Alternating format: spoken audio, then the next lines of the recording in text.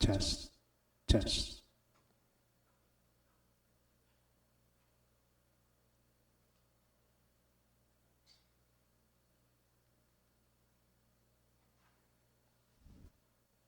Test.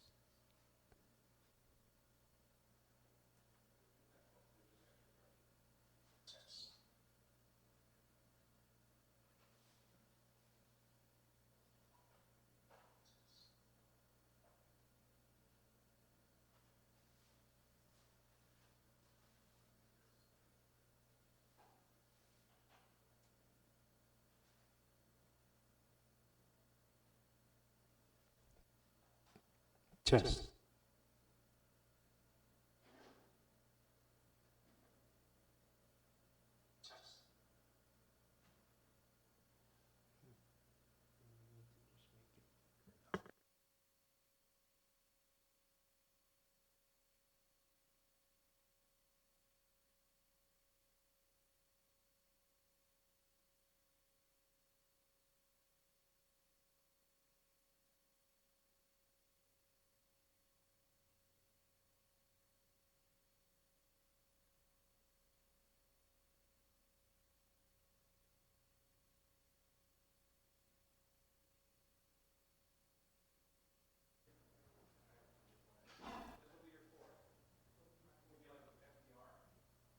GPA. Test.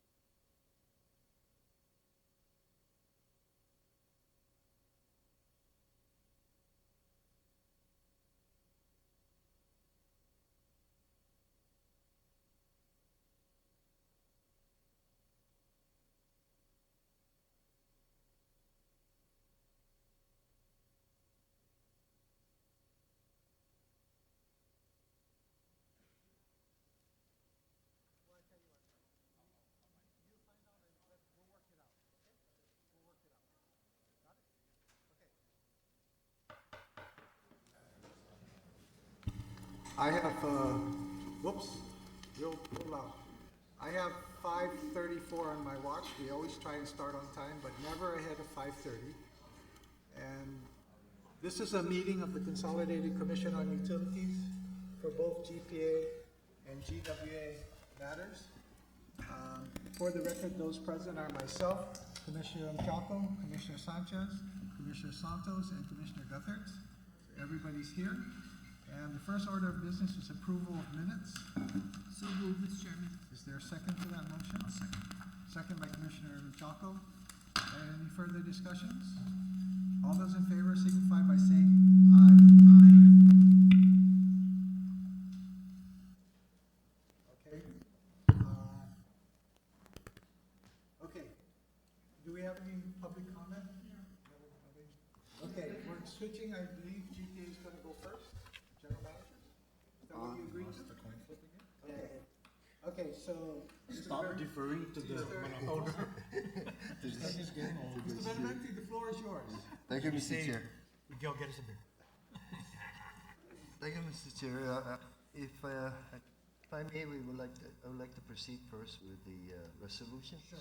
Then into this issue about the cost of service Okay. on condominium, and then to the GM report if the commission would like me to go through that, and Sure. then from there I'll turn it over to Mr.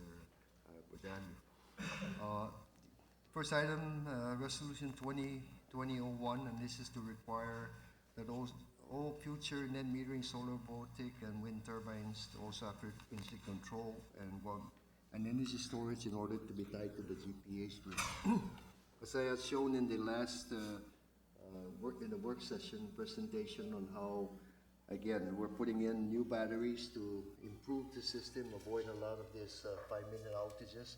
However, if we don't curb the further renewables into the system, it only will degrade the system. Where we left it last time was really to, one, look at implementing the battery system, having all new net metering be required to have batteries or some energy frequency control by June 1st, and also to petition the PUC to have an option available where the battery is actually purchased by the utility and therefore charged to customers coming on with net metering on a per kilowatt basis. Doing that actually allows the utility is able to procure batteries at a much cheaper rate, and so. Also, I'd like to note that also after the meeting on Thursday, I did receive a letter from Senator Richel indicating his testimony to the outreach program. I did mention to him that we will be receiving up to about 5 o'clock. Unfortunately, I didn't look at my email just before that. So that's kind of where we are in this resolution. I'm actually could ask for your vote tonight, but I think I will rather table it into February. We can think about it a little bit more. There are some other issues that are coming up. We'll address some of the other concerns, and I'll bring it back to you in February. But right now, I'm more inclined to where it is today, which is to one, require that all batteries energy control be effective June 1st, and again, that's giving them adequate time, or what I believe is adequate time. And then secondly, provide an option where they either put in their own batteries, or the utility will, there'll be a charge for that, which the utility will utilize, similar to a system development charge, if you will, no? And utilize that, the necessary battery to because again, I'm not sure that it's clear to everyone, but GPA, after in 2016, the commission did approve for all future utility scale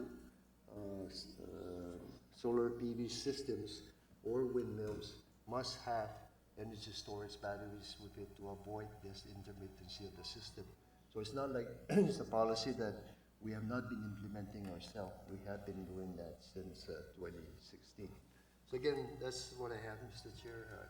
I did want to prelude that why I'm tabling it. I needed a little more time to, work on this just to make sure it is a significant requirement, but again, I think in my mind, I believe it's necessary. No? Okay, Commissioner, so if we're going to table it, and if nobody has any instant questions, please continue to review what John has presented to us. Oh, Commissioner John?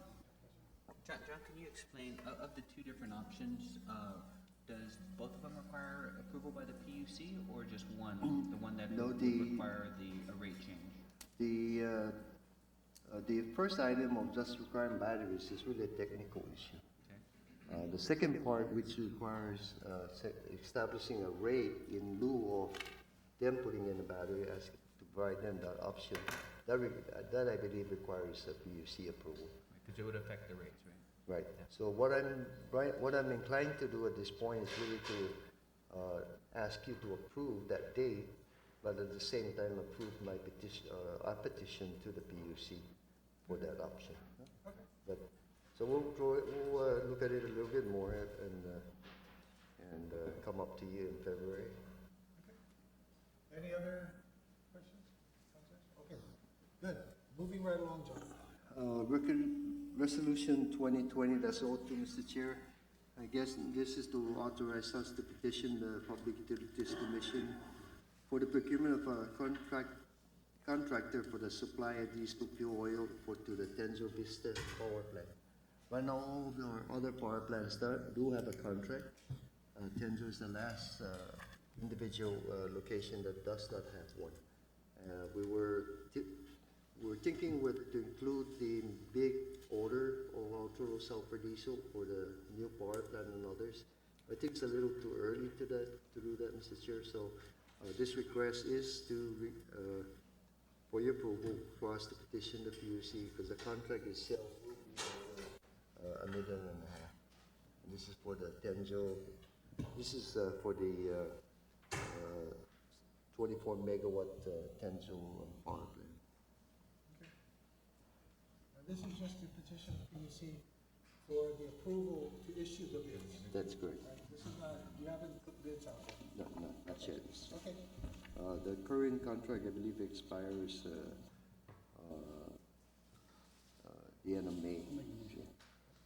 Okay, May motion, 31st. motion to accept. Approve, second? Okay, any further discussion? No? All those in favor signify by saying aye. Aye. Opposed, nay. Motion carries unanimous. Okay, next one, John? Thank you, Mr. Chair. Resolution 2020-03. And again, this is to petition the Public Utilities Commission for the extension of the existing contract for the management, operation, and maintenance of the Guam Power Authority fuel bulk storage tank. As I mentioned in the work session, we have a 3-year contract with a 2 1-year option for the operation and maintenance of the storage tank, and that's where storage tank and its pumping facilities. This is currently the RFO, where we receive fuel oil. So that supplies Cabros and MEC. We looked at the numbers, and basically they were the low bidder. The change in price is 3%, which is really close to inflation. There's 2 year remaining in the contract.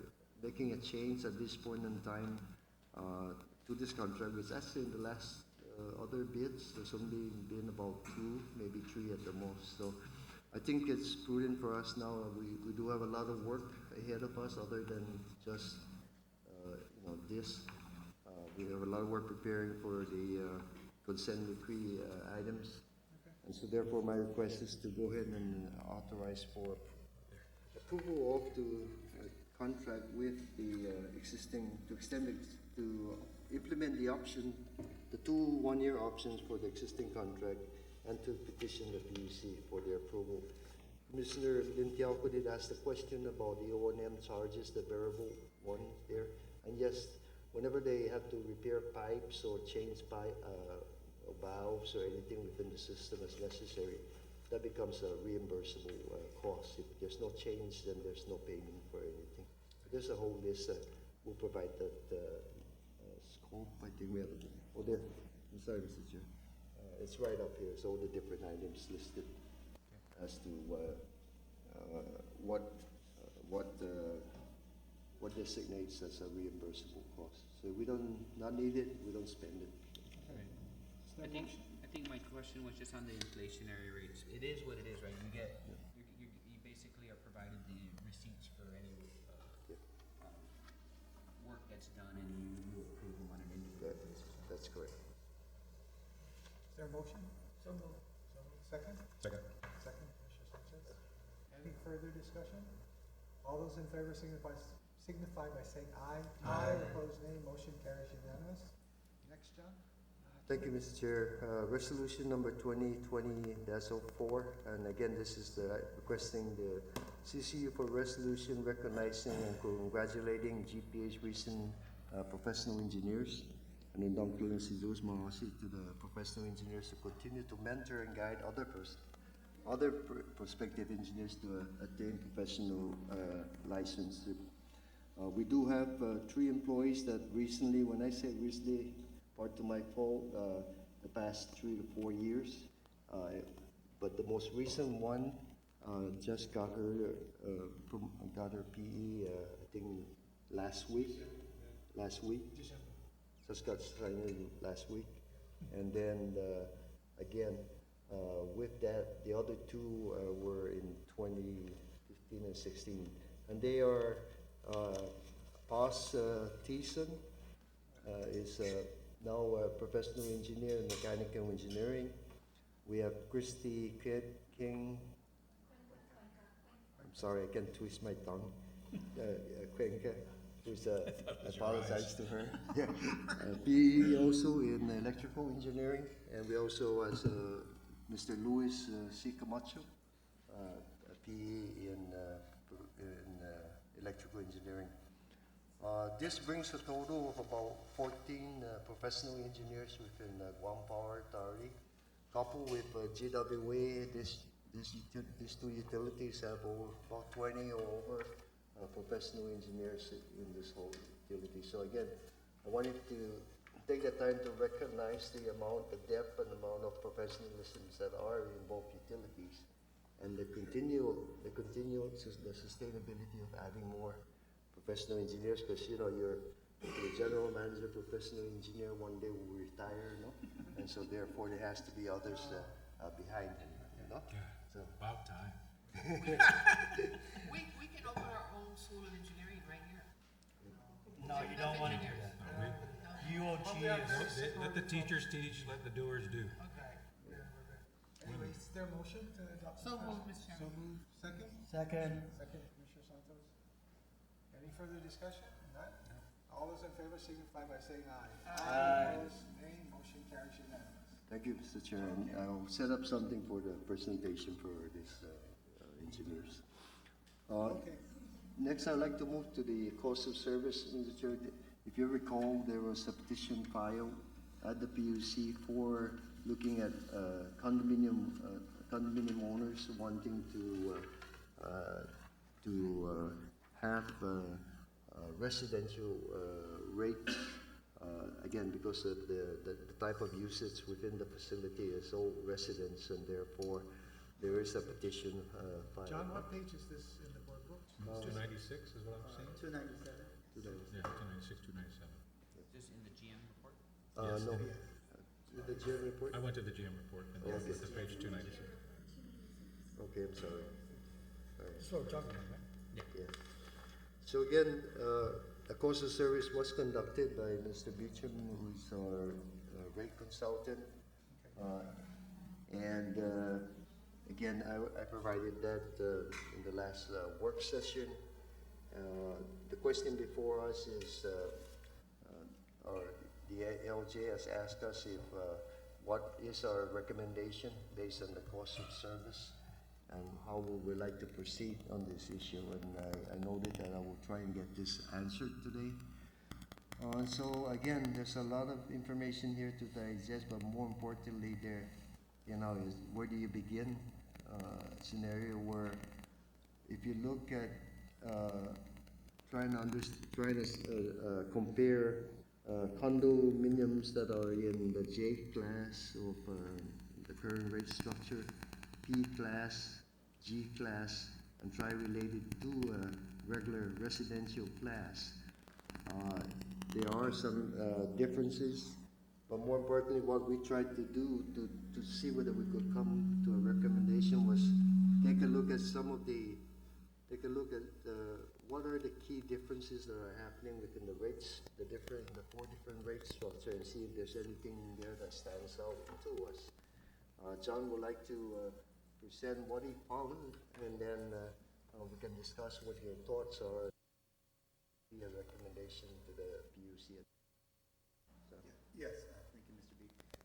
What we did is we actually took sample sizes of customers in Schedule P who has condominium, and also Schedule J.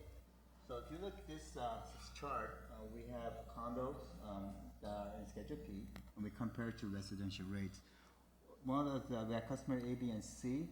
Some units ranging from 85 to 14 and 130, and this is the kilowatt hours used per for the month of December.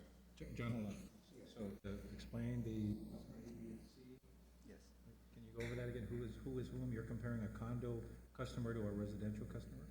Yeah, we will be comparing the rates. So this is the actual billing of a condominium. Which is A or B or C? Yeah, this is they all three. A typical condominium. Okay. Yes, and it has like customer A has 85 units. Ah, got it. Customer B has 14 units, and customer yeah. Okay. So This is a profile. it's a profile, and this is based on the actual customer of last month.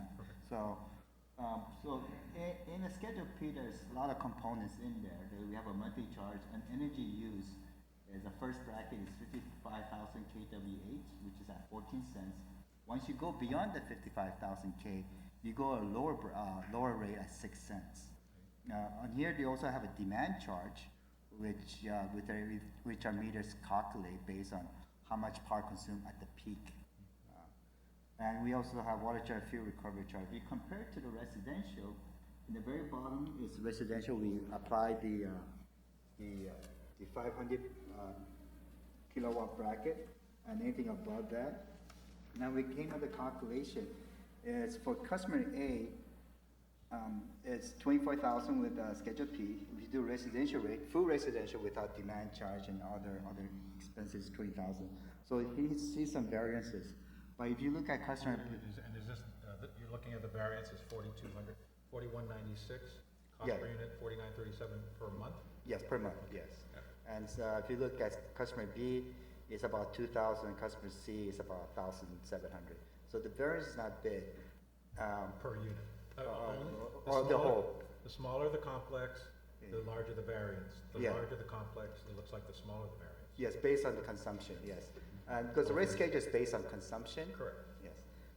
So we also looked at Schedule J, as we had customer B and E, and they had 24 units. Since they were smaller units, they have smaller units, so they have smaller consumption. So they're in different schedule, which is J, which is smaller, the lesser amount. So Schedule J is for customers with it's greater than 200 kilowatts per day uses, but the demand is a little bit over 200,000 kWh. So in these schedules, they have the same. The first bracket is 5,000 at 19 cents, and anything above 5,000, they drop to 6 cents. So they also have a demand charge, and the demand charge. So if you look at the customer D at 20,000 kWh, it's about 5,600.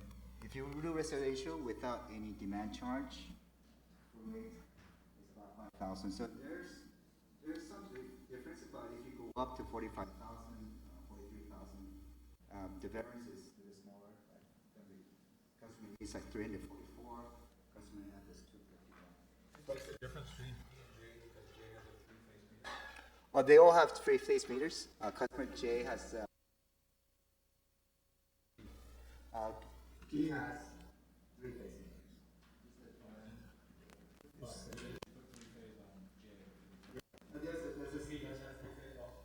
Yes.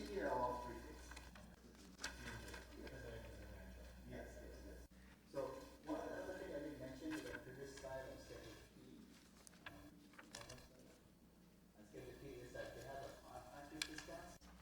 So if you're more efficient in use of the power, you actually do get a discount. That has only applied for schedule P. And why is that? If J is efficient, why isn't, why don't they get a discount? Yes, but apparently right now it's not in there. It's only for schedule P. When's the last time you guys? It's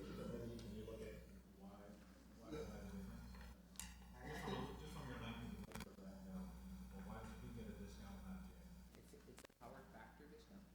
Yes. But customer B and C also, are these on, customer B and C also represent whether they're on schedule J or P? Oh, no, schedule, customer A is C, they're all in the schedule P. All schedule P? Yes. Okay. On the starting slide, customer D and E, D, E, and F, they're all schedule J.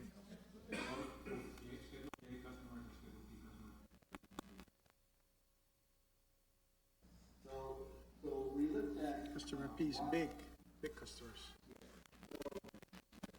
so we looked at, what we did again, on schedule is, why is there price variances? What are the price differences between the residential and the schedule, G, A, and P, the content? It's based on, so on the left side is the entry prices. Because residential doesn't have demand charges, other prices, schedule B and P has demand charges. So we looked at the rate schedules, any schedule on the left is the image charges. On the third column is we looked at kilowatt consumptions per month. So we might look at lower end 500, that's residential, and see what the energy charge is going to be, the 500, sorry, 1,000, 2,500. Schedule G is for non-demand customers. So these are customers who have a condominium, but they're or just housing with free space. They don't have a demand charge, but it's still, I believe it's still interrelated. So where we put gray colors on it is because schedule J is anybody over 5,000 kilowatt hours. So this rate does apply, but we just let's say they'll move down and have low consumption. So residential is below 5,000. So if you go beyond 5,000 for residential or G, you move to schedule J. If you're in schedule J, you go beyond like close to 100,000, you go to schedule P. Yes. So G is right now we have 100 customers with individual meters. So on schedule, on 20,000 we have customer E, D in that bracket, D. For 55,000 we have customers E and F in that bracket, and for the previous customers. Yes. So for customer in 10,000 here, that'll be customer A in near that bracket, and we have for this $17,000 here, that'll be customer B, and here will be customer C. Yes. So what we looked at it. Yes. So what we looked at, because they say the assumption is that I'm sorry. The assumption is that when the people are petitioning, they say residential rates are cheaper. What we looked at is it's not necessarily. Yes. So if you're in J and you're near 10,000, yes, you are a little bit more. You do pay a little bit higher. But if you're in 20,000, you're actually very comparable to residential rate and the energy charge. But if you're near 55,000 and above, your charge is actually lower on the energy charge. So you're. But to hit 55,000 kW, you're talking about a much larger Yes. We don't have 2,000 of these 55,000 kWh. Oh, no, no, yeah. It's a handful. Yes, a handful, yes. Yeah, so we have, Can you give us like an example? yes, customer D and E. How many units is that? So customer in E is 22 units. So there are customers with 22 to 24 units in their complex. Yes. That use 55,000 kWh a month. Yeah, close to 50,000, around, yeah, around And that. are they paying more than the residential rate or less than the residential? Yeah, if you just do the energy charges, so if you go back, so if you're going to the energy charges, they paying less than the residentials. So those people are complaining under false pretenses. Pretty much, yes. How about who is paying more than the residential? That'll be, people around 25, that'll be scheduled, customer D. Yes. Again, 20 units, what's the difference? Their demand is lower, just the structure, their load is lower? Yes, so the kilowatt usage per unit is lower, and the demand is a little bit lower. So the demand charge is a surrogate for load, right? Yes. I mean, you can have a 20-unit apartment, I can have a 20-unit apartment, but if I've got jacuzzis and double freezers in every condo, and I'm exaggerating. Laundromat inside the complex. Yeah, laundromat, yes. The laundromat for the owners? For the user, for the residences. But this is one Remember, meter. this is 1 meter, There's only one, yes. so.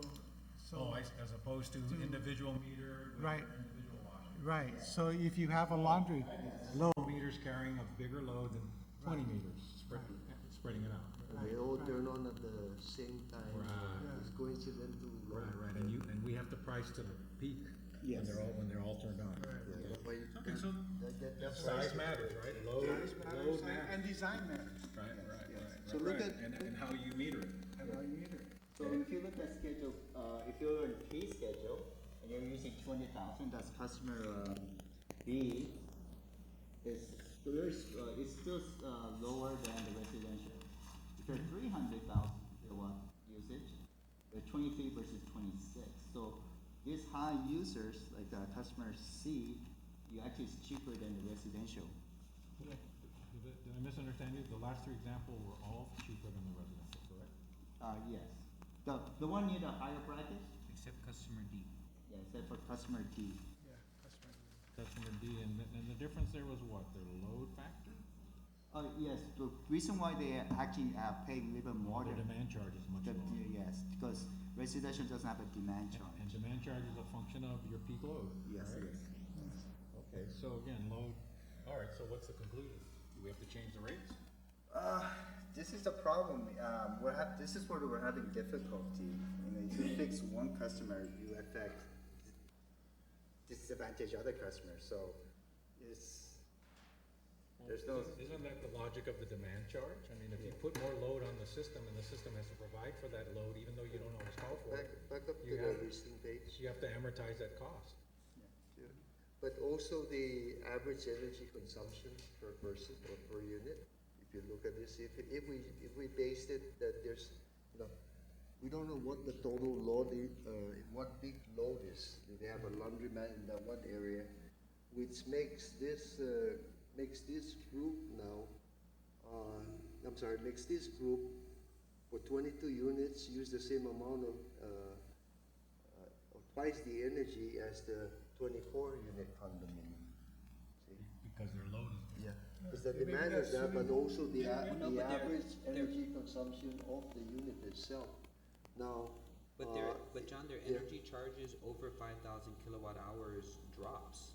So they have a lot more consumption, but that consumption over 5,000 kilowatt hours, the rate drops from 19 cents to 0.6 in 0.64, the right? residential is, Flat. no, the first one is cheaper, 6, but then the second group is what, 8? That's also because of Lifeline, Yes. Whatever the right? they- So Lifeline brings down residential, right? Yeah, but then you start looking at the others there, a bigger number, and then the more you consume, the less it costs in all of the others. Not even though your load is, yeah, so even though you may have a large load, or potential draw on the system, if your average draw is sort of normal consumption, that's kind of, you get a benefit for having more normal consumption and not maxing out your load, but there has to be some charge for the time that, there's gonna be some time, and we have to have the generation and transformers and all that. We don't know when you're gonna demand your full load, so that's where the demand charge steps in. But when you put all the spaghetti together, does it, what's your recommendation? Is a rate change required or not? That's a good question. We're not ready for it. Oh, okay, you're just setting, okay. I just wanted to bring You're this setting up the a little ball, bit- but we don't know where you're gonna hit it Only yet. a little bit on Thursday. Want to talk a little bit more today. We still have some work to do, and I know Fred is here and he'll ask us for some of the explanation, but it's still a little complex and maybe part of like, we probably need to do next meeting to start make a recommendation on that. But that's the whole thing, is we need to discuss this more and really figure out, not only maybe perhaps for this, but there are some smaller places that have people living in as residents. You mean like a house with a house in the back?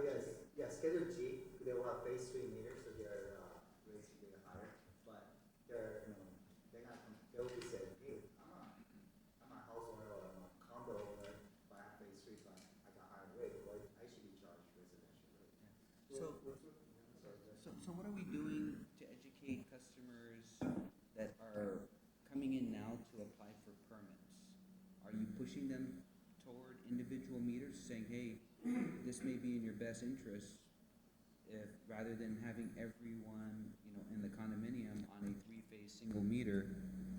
I'm wondering, we have a problem we're trying to deal with all of the current, single meter condominium complexes, but what are we doing for permitting, because these people are coming in to get their permits approved by GPA, right?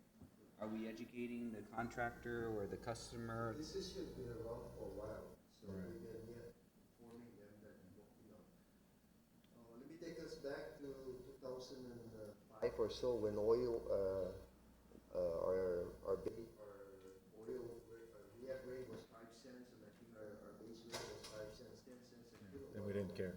So that's back in the 70s and 80s. So one will build a condominium, just like back when water is cheap. Same thing. Now, anyone building understands that they have to put all these individual levers. And that's one solution that we've always said is for them to really, structure by expenses. So again, whatever we do, our recommendation really is to, whether it's like a stand up or not, that it really just to recurring existing condominiums, and anyone beyond this has to put in individual levers. Is that what you're requiring in order to permit? So when you're getting the electricity, The CP, the you're getting construction the permit? permits, are you We're not saying, hey, requiring them now, but I think that's been the norm now. What do you mean that's been the norm? Oh, the contractor knows to do it that way? Everyone knows. They've learned Yeah, learn from this, but we could make it a mandatory. Or why not? policy similar to what we've done. You're talking full-blown cost of service study. When was the last time we did a cost of service study across? Last time we had 12, 15. But we didn't look specifically at multifamily? I think what they did was more for rate. Yeah, More of yeah, an yeah. aggressive study, Yeah. as in what, because our design is very different from the maintenance side. So this is actually, so when we did a cost of service, we kept the rate structures the same, we just played with, this class should pay this class. We're now looking within the individual structure of each class and saying, is it fairly allocating costs? It's about 7 years, yeah. Yes. So 7 years ago, No, 12, first you said 13, now it's 15, when? Oh, yeah, it's, 13. yeah, 12, 13 is when they When did they the had the last actual. base rate increase Now, was when you go into the, so if you look at the last page here, Yeah.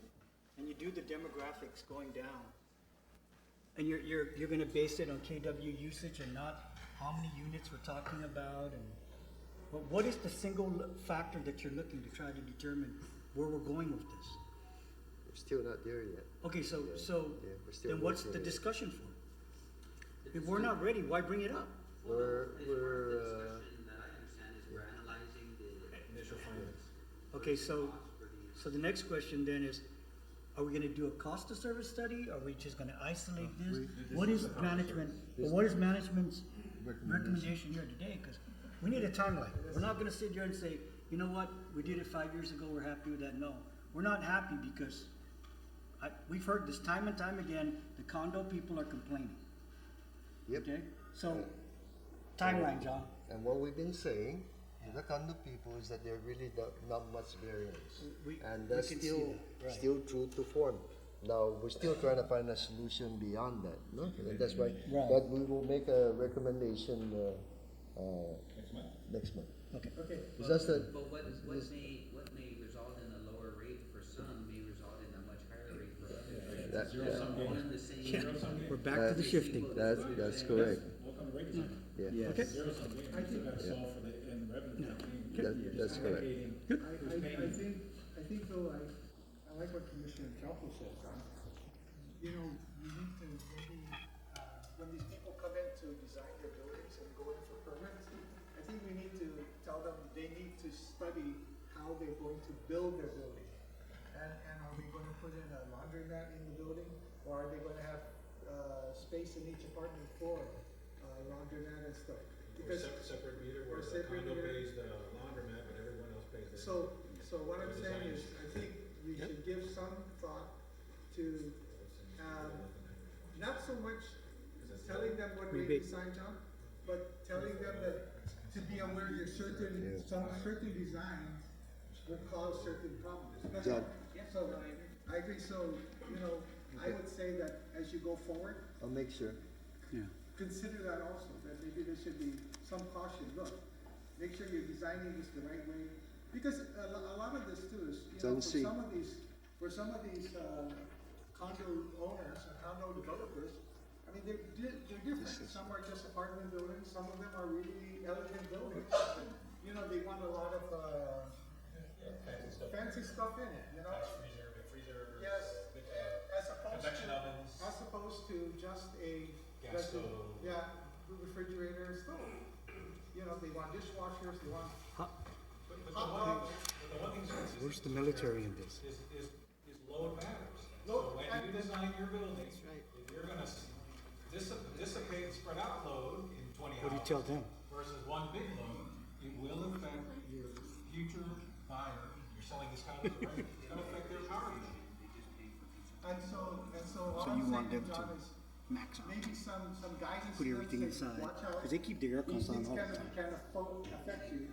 And at least we're taking this positive step of trying to help them. Yeah. So that it doesn't come back later They're on. on one Yeah, big we'll meter, do, right? Mr. Chair. Okay, Commissioner And then, Mr. Chair, my observation, and please correct me if I'm wrong on that, right? You know, and try to preach this to the large users. The size of your load matters.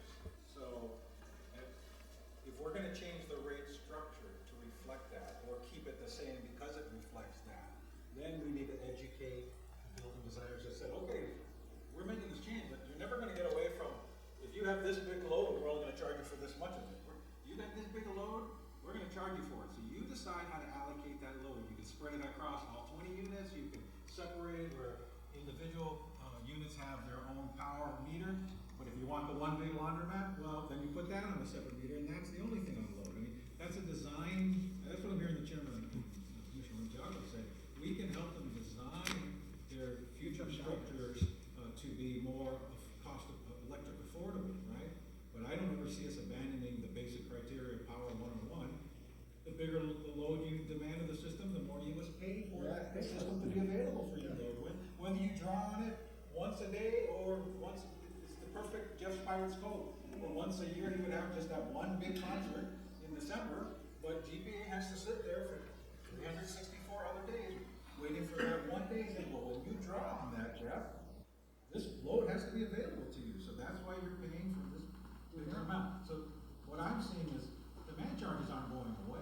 We're trying to figure out what the right charge will be and doing the sensitivity analysis of the rate study. And it could lead to changes in the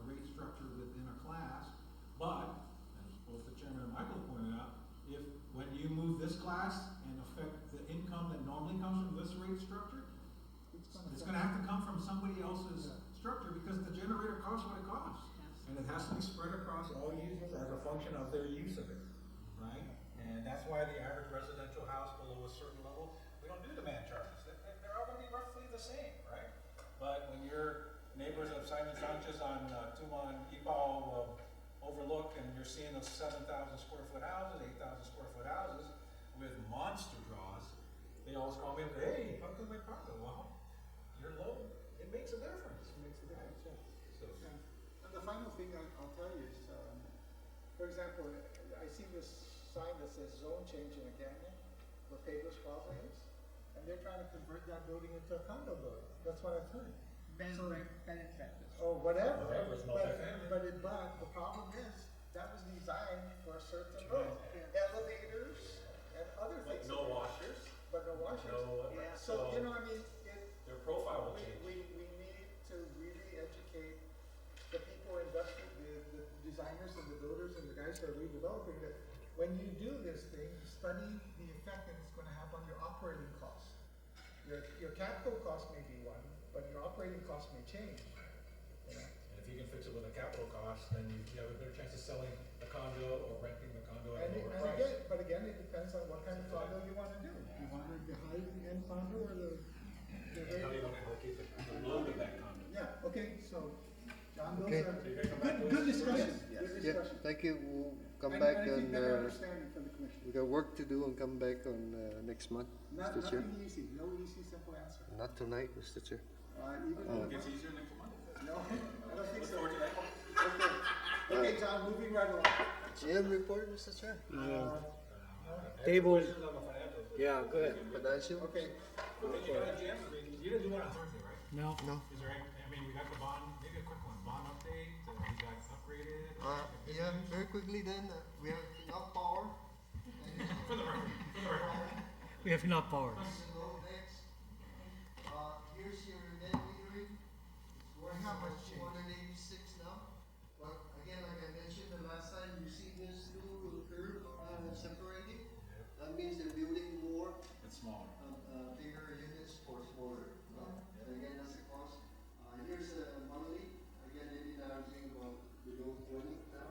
This been consistently like this for a while, so we haven't done anything different. Next. Can't blame us. Energy sales, as you see, is flattening out. Next. DSM, we spent 4.2 million. I do want to note that I've transferred about 500,000 more from the budget in different areas to accommodate at least us through March. I know we filed something with the PUC to With the address LEAC. perhaps into the LEAC. Right. So we're trying to see, I'm trying to keep the momentum going. Sure. So we're not gonna extend it,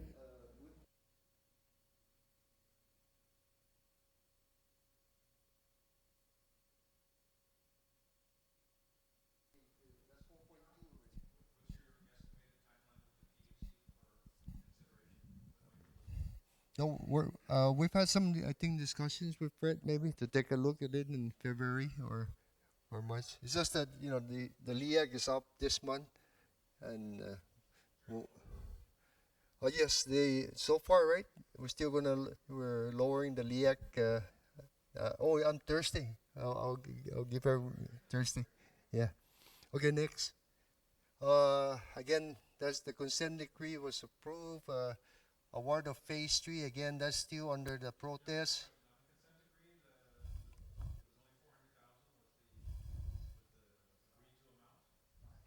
400,000, fine, yeah.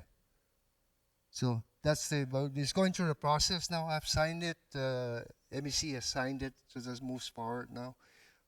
Guide path, again, we hope within the next month or two to have this decided by the OPA. This is about 40 megawatts on full load shifting, 11 cents a kilowatt hour. That's going to offset 19 cents a kilowatt hour. International informational briefing, I did one to the Guam Association of Government Accountants. They love my report because there's plenty of numbers and everything. No? What? Integrated resource plan, we are working on that. I'm trying to bring a draft to the commission by June, and again, this is gonna look load forecast, fuel forecast, what units are we gonna retain, and what units are we gonna retire. And so then again, this drives, and in addition to that, how do we get from 25% to 50% renewables? All of these issues is gonna be in a package for you by June. Next. Bond rating, I'm happy to say you heard Fitch has upgraded us to triple B. No more minus on the site, triple B, stable. Fitch, that was Fitch that upgraded us. Moody's actually confirmed our rating. And again, we really could be, we really are above the grade that we are today. It's just that we're tied into the government bonds.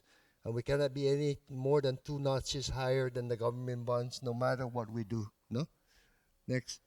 And again, as far as graphs, Mr. Chair, I'll quickly go through it. Here you can see the sales are down, but actually flattening up right now. Next. Here the sales are down. Next. Heat rate's about the same. When you see a big jump like that, a big unit is down for a little while, repaired. But again, we're hanging around here. Next. Gross and next generation, 4% is a good, this is what we use to make energy. Next. Here's the fuel oil. Again, the diesel has been tracking down. And more recently, the RFO have been tracking up a little bit, but again, I've seen just the past few days here has been the crude oil has been tracking backwards again. So we're still good. I believe our request for the drop in LEAC will go forward next. And I think that's it, Mr. Chair. I'm done for the GM report. Any question you may have?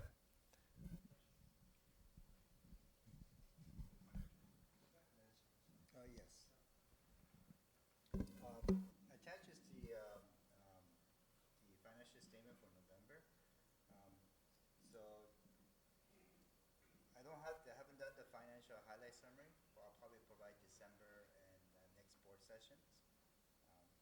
For debt service coverage for this month is 1.62, and days in cash hand is 20 to 30 days.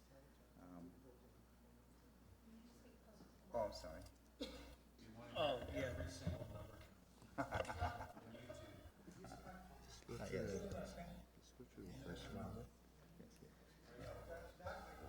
Oh, this microphone. Yes. So the electricity sales for the month of November was $32 million, and for year to date is $66 million. The operating and maintenance expenses for the month of November was 28.6. For the 2 months ending November 30 is 58. Our net income was 3.8 for November and 7.8 for year-to-date November, which is was higher than compared to 2018 November number, which is $6.8 million. So it's about $1 million more better net income, operating income. John, but our electric, I'm looking at 332, our electrical sales went down. Yes. I need to do some more analysis on the base revenue versus the LEAC. Yes. So, yes. So the amount of electric sales has gone down, as the GM's report noted. Yeah, it's kind of. Yeah. Remember, again, a lot ESM, net metering, it's cooler. Remember, even August through September, for 11, for many days, you had a lot of rain. So yeah, that's all related to sales. And then John, I just, if you're done with the P&L, I just have some questions on the balance sheet. Yes. But basically, what you said on the P&L is we made more of this year than we did First page. last year. Yeah. Sales are, even though we had lower sales, right? Yes. So, of course, some of that is your LEAC. But your LEAC goes down proportionally, right? So Yes. you reduced your other costs.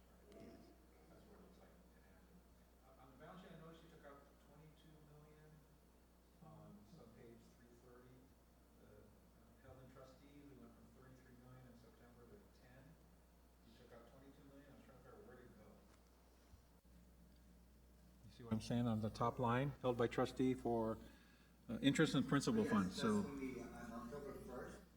Make a principal payment on the bond. That's what we paid the bond. So it'll go down on the debt side, right, on the Yes, liability side, yes. right? Okay, so that was, I mean, that's your biggest change, oh, I see, the 21 million, okay, oh, perfect. So that's actually, other than that, your balance sheet is held pretty steady, right? Yes. But you, receivables, I thought I saw jumping back.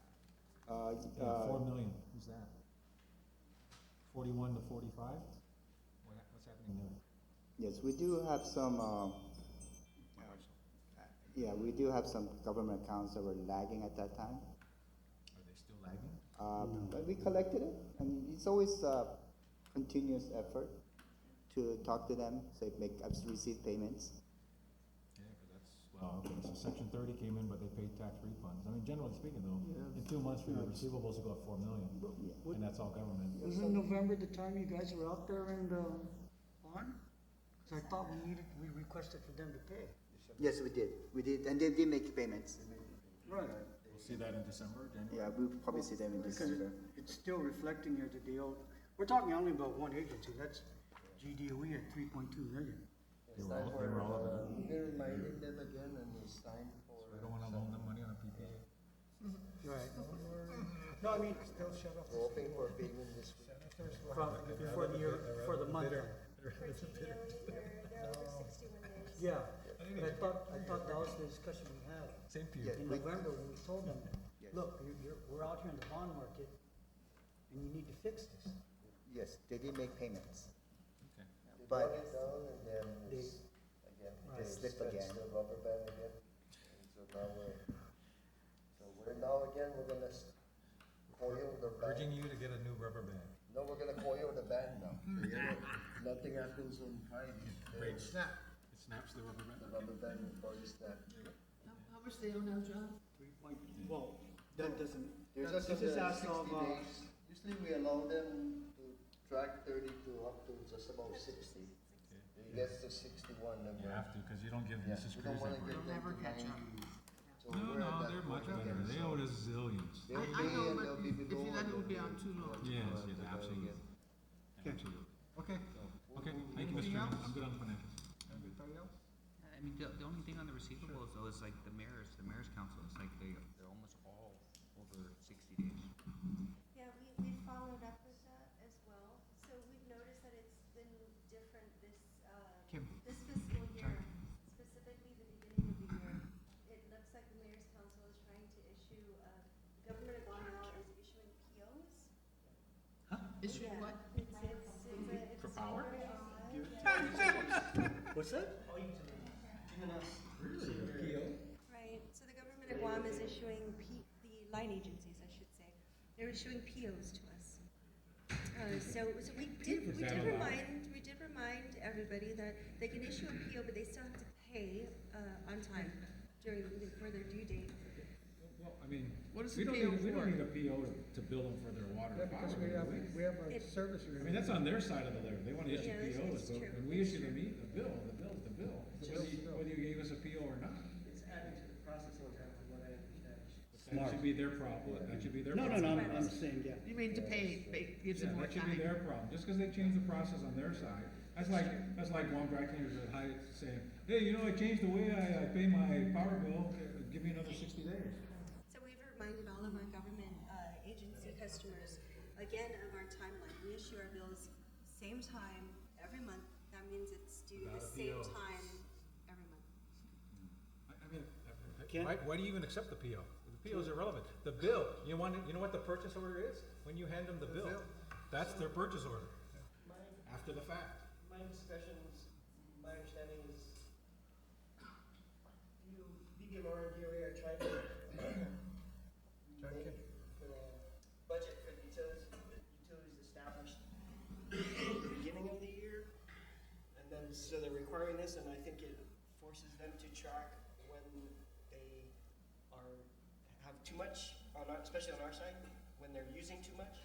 So if the agencies don't pay attention to it, then they have leaks of costs that could have been avoided. Then if it runs into the limit of their PO because their PO is based on regular usage, then raises a flag for them to do something. That's part of the reason why I understand they're doing it. I mean, that makes no sense to us. When you get your bill, and if it's higher than last month significantly, you should know you have a leak, whether Can I you reach issued a out purchase to order or IPD not. to buy, gas at Shell with a PO? We're gonna do our part there. Yeah. Yeah, just. No, John, it's something, Yeah, we're gonna do. shut them off. Shut them off. We'll have to do. I mean, that's a process all on their side. It should have nothing to do with us. We only have one instrument. It's your monthly bill, which we advance on your behalf anyway. So when we hand you that bill, I don't care whether you've cut a PO or not, you don't pay, you don't get it. No Mrs. other Cruz. customer has a PO. Exactly. No other customer can do it this way. Okay. Why does the government Good. do it this way? So what, Okay. so is DPW doing the same thing? Well, yeah, because you can look at the streetlights. Cause it's 1.9 million? DPW is doing, something similar. So the lag with DPW is we trued up in the end of the year for all of, all the streetlights that we changed out. Plus, engineering did a complete physical count of streetlights. So we needed a month or so to true up and between John's team and the engineering team, they all met to true it up. So according to DPW, they've requested money for payment. So, Just waiting. At some point, you shut the so, bill. I mean, if you look at this, it's the line agencies that are a problem, not the, But, sir, I'm happy to report that the GMH has paid. Yeah, It's current. You've been very current. okay. We will fix this. Well, and aren't they saying they're flush with cash, they're ahead of collections, they're able to fund our war claims, thank God? I mean, they got cash, or are they taking the cash from their power bill? Can't do that. Alright. Thank you. I'm glad we went over the financials. That's it, Mr. Chair. That's it, okay. Thank you. Okay. You want a 5-minute recess? Or just go straight? 5-minute recess. It's like the impeachment. Okay, if you're next to be impeached. That beer's gonna taste good, yeah.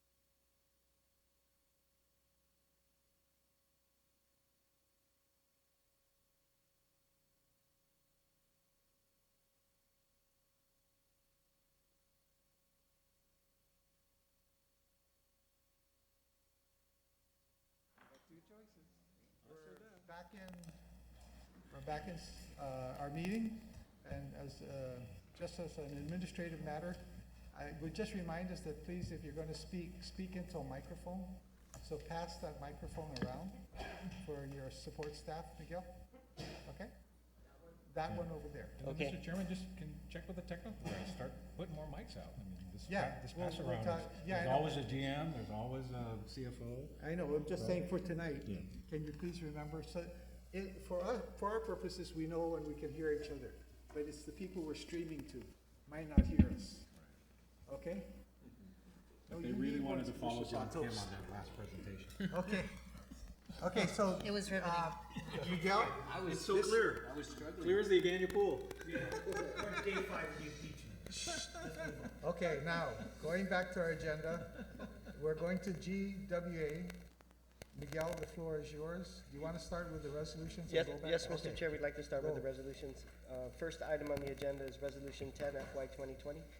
As we indicated in the work session, this resolution is for, we're seeking your approval for the construction contract for the tank repair and bypass project. This is a court order project that will allow us to take care of minor repairs and bypasses at 8 locations, with the potential to add major repairs if the bypassing at those locations reveal that we need to do more than just minor repairs. So there are 8 locations listed, 5 in the south, I think, and 3 in the north. And the base bid for this project includes costs on the order of 4.2 million. And we know already that of the additive bid items that were included in the procurement documents, one of them is already going to be required, so we're seeking that amount for the additive bid item at one location of 1.2 million. So including the 10% contingency, the total amount of funding that is requested is $5.942 million. Okay. Move to approve. Okay, is there a second? Any further discussion? No? All those in favor signify by saying aye. Aye. Opposed? Motion carries unanimous. Next, Mr. Chair, is Resolution 11-FY 2020, and this is in relation to the pressure zone realignment construction portion of the project. This is Phase 1. We are seeking approval for this contract, which would cover PRV installations, piping, and other work at 7 locations. The total cost for this is $4.12 million with a 10% contingency, so the total amount we're seeking approval for is $4.532 million. It's funded both by our bonds, CIP line item, 2 CIP line items, and also SRF grants.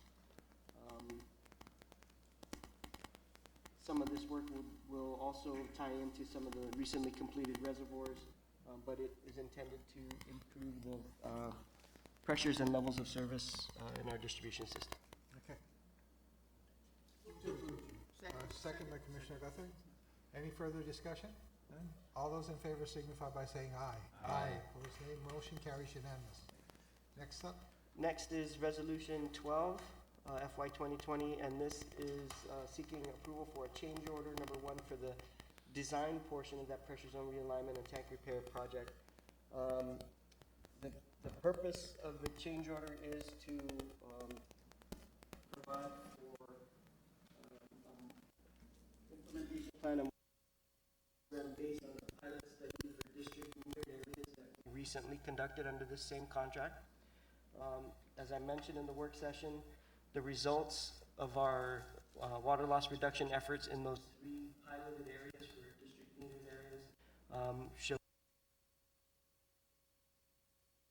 of 30 to 60%, I believe, across all 3 areas, and an average of 45% across all 3 areas. So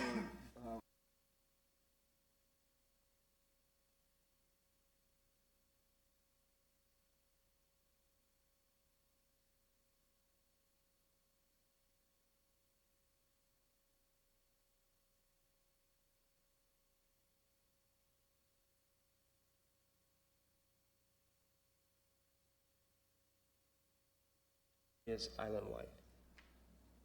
The total cost for the change order is $373,000. We're estimating a 6-month completion date, and the funding source will be from 4 of our CIP line items in our for our bond fund. And this adds to the total funding, right? That's correct. This adds to the total funding. Of 3 million? For the, that will bring the total authorized amount up to 3 point something million. Okay. Second. Any further discussion? None? All those in favor signify by saying aye. Aye, opposed, nay. Motion carries unanimous. Okay. Mr. Chair, Resolution 13 FY 2020, we would recommend tabling this until next month. We need a little more time to figure out what the final costs are going to be. We're trying to get that down. Okay, Okay. no problem.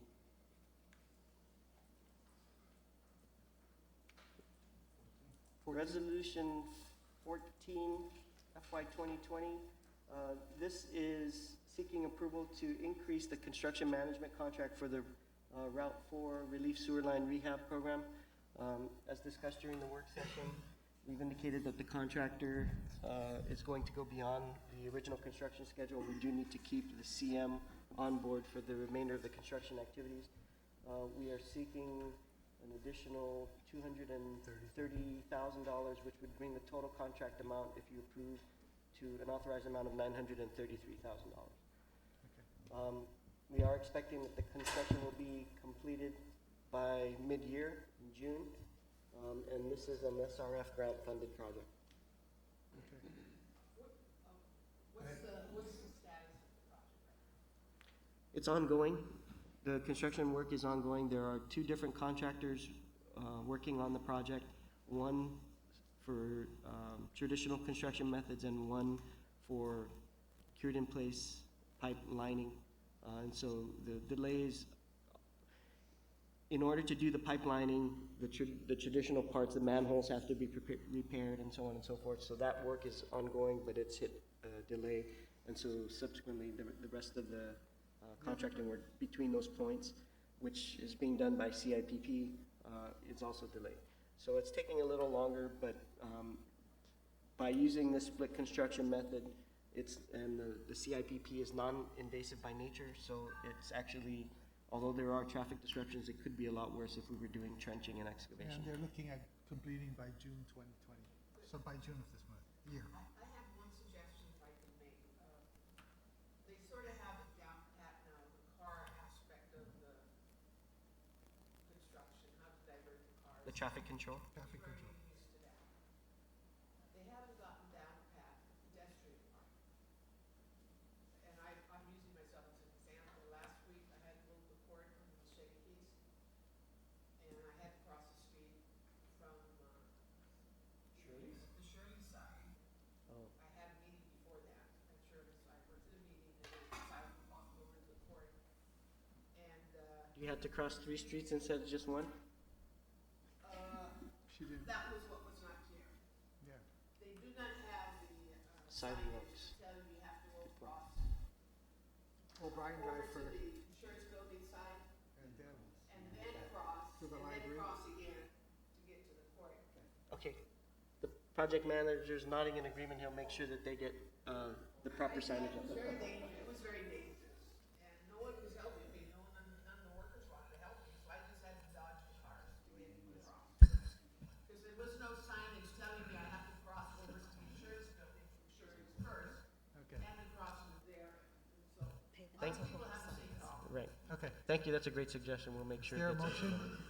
Is there a motion? So moved. So move, second? Second, Commissioner Santos? I have some. Questions, Yes. Commissioner Limchaco? Yeah, Miguel, I know we talked about this in our working session as to the cause of the delays. I remember asking some question as to liquidated damages or some clarification on the cause of the delays. Did we get, I remember there was one response that the time that they're allowed to work was causing some of the delays. Did we ever get clarification on what exactly what the delay was? And So we indicated that there were a couple reasons One was the working hours. The DPW, when they approved the traffic control plan and the encroachment permit, limited the number of hours because of the concerns about traffic congestion. So the contractor is constricted by our contract to work only during the day, and then the amount of daylight hours that he has been reduced by the encroachment permit. So that's part of the reason for the delay. The other reason has been because of the permitting issues associated with getting the encroachment permits. DPW took longer than normal, and that caused a delay in the start time. So it has a cumulative effect on the schedule. We do have liquidated damages as a means of relief if the contractor misses his deadline. However, we must take into consideration any claims that he would file for additional days to complete the project because of these unforeseen delays. So that'll be handled through the normal contract management process. And if there is an extension, he will be awarded an extension. But once that extension time is exceeded, then the liquidated damages will apply. And you feel that those reasons are reasonable? I believe that the reasons are, They can't work at night? they can work at night if we Do a change order? authorize them to work at night, but there may be additional costs because that wasn't in the original bid. Okay, any further questions? No? All those in favor signify by saying aye. Aye, opposed, nay. Motion carries unanimous. Next, Miguel.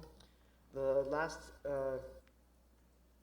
issue for decision is Resolution 15 FY 2020, and this is relative to authorizing the issuance of Series 2020 GWA revenue bonds for the water and wastewater system.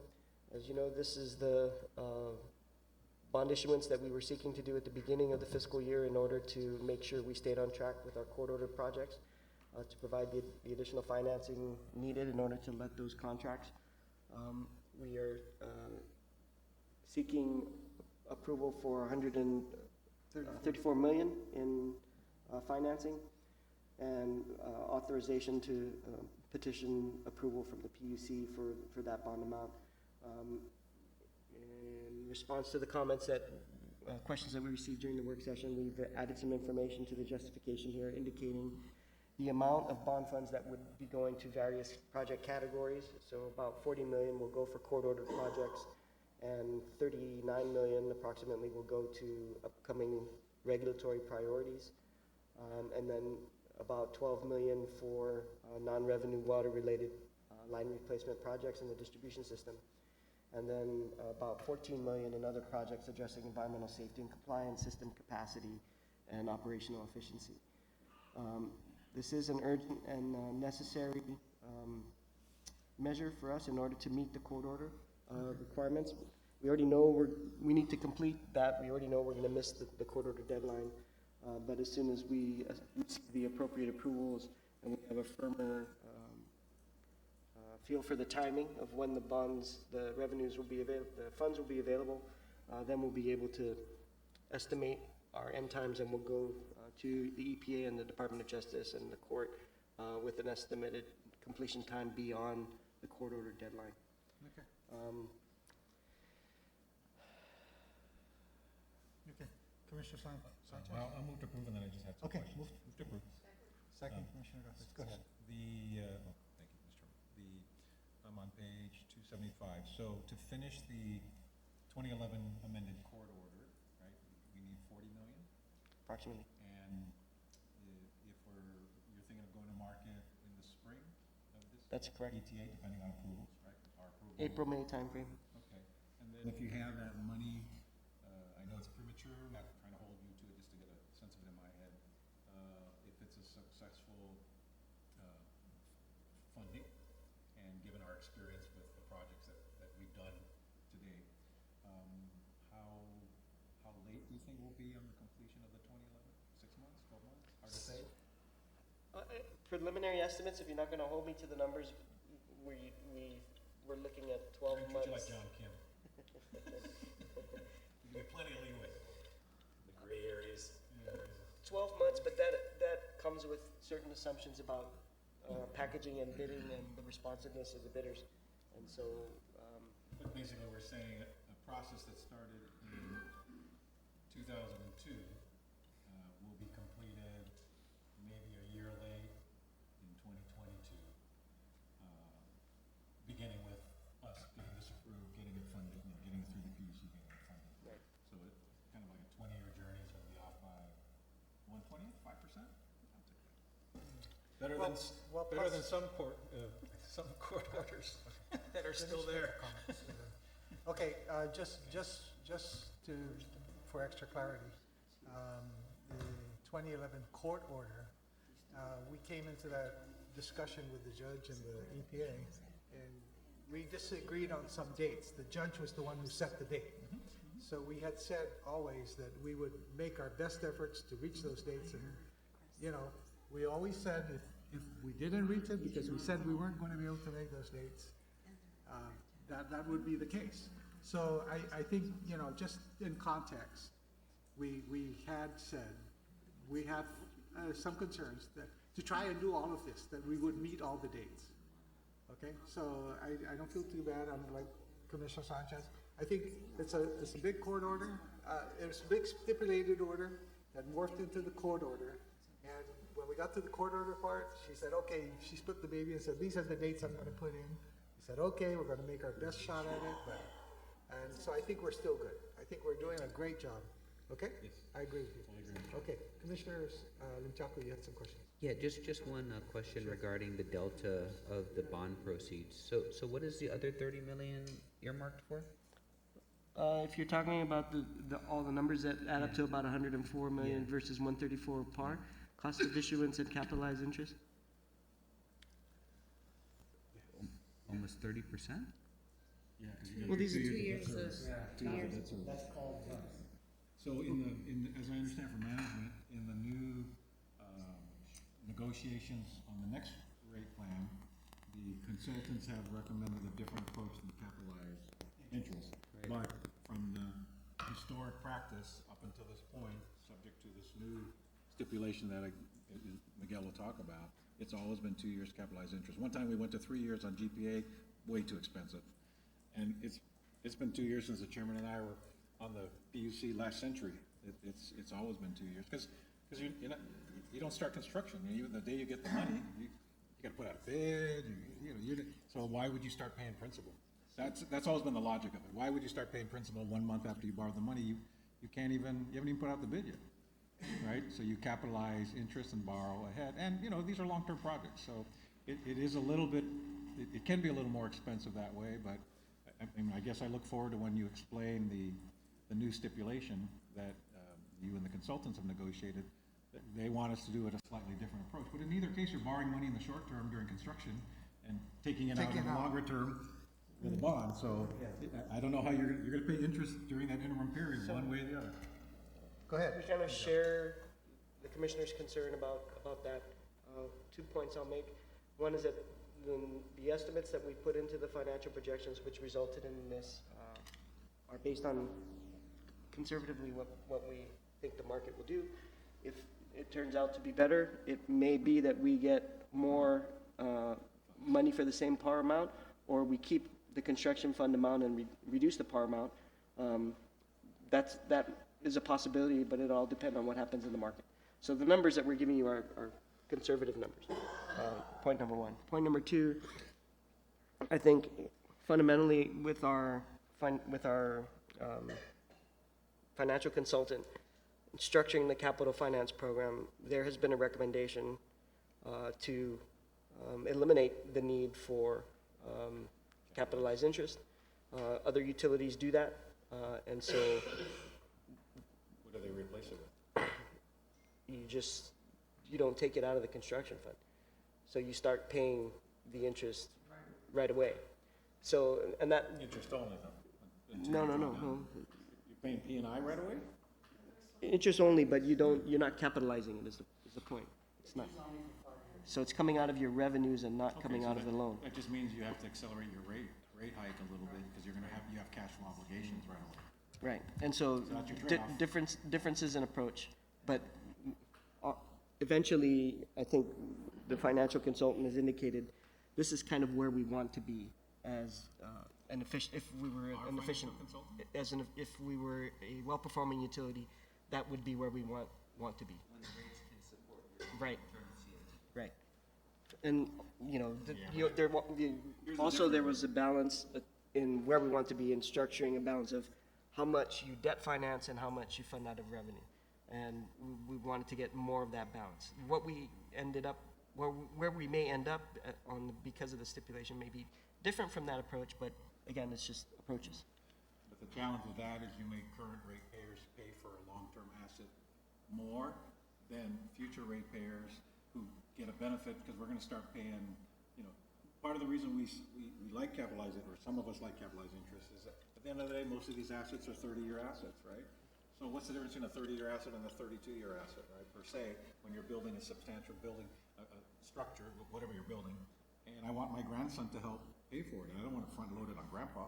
So that's the rate, design argument that, Understand. frankly, we went over that 30 years ago, and that's how this habit of capitalized interest was sort of a balancing act that recognizes at the end of the day, these assets can last 30, 40, 50 years. Right. So let's pass the debt on to the users of 30, 40, 50 years.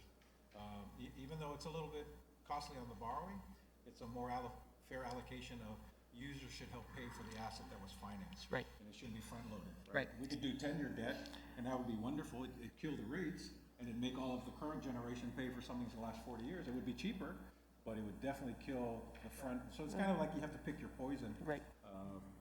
On how you want to allocate the repayment. And it also, I would say, would also depend on the type of kind of building that you're doing in your capital improvement program. So after we've rebuilt, later on, when we're properly maintaining, if the lifespan of the equipment or the infrastructure is 50 years, then just common sense will tell you that every year you need to replace 2% of that. So the 2% replacement, the capital maintenance part of it, should be more revenue funded and not debt financed. And so that, it also depends on what your capital improvement program is. And so that also needs to be taken in. So that's why I said where we want to be, where we want to get is when we're well run and we've rebuilt the system and now we're just doing the capital replacement. Most of that we want to not debt finance and we want to fund out of revenues, or we should want to. But one other piece of that puzzle is by 2035, you'll have retired a ton of debt that we borrowed already, and your rates already support it. So the other approach is you just keep rolling debt over to future users and just keep, I'm with you. We want to maintain these systems. If they last 50 years, then there's a real gain to our grandkids, because in 35 years, if you've maintained them well, the debt comes off the books, and yet you still have the asset. It's well maintained, and that's how I've always envisioned rates would finally plateau. Rates have been going up from 03 like this, right?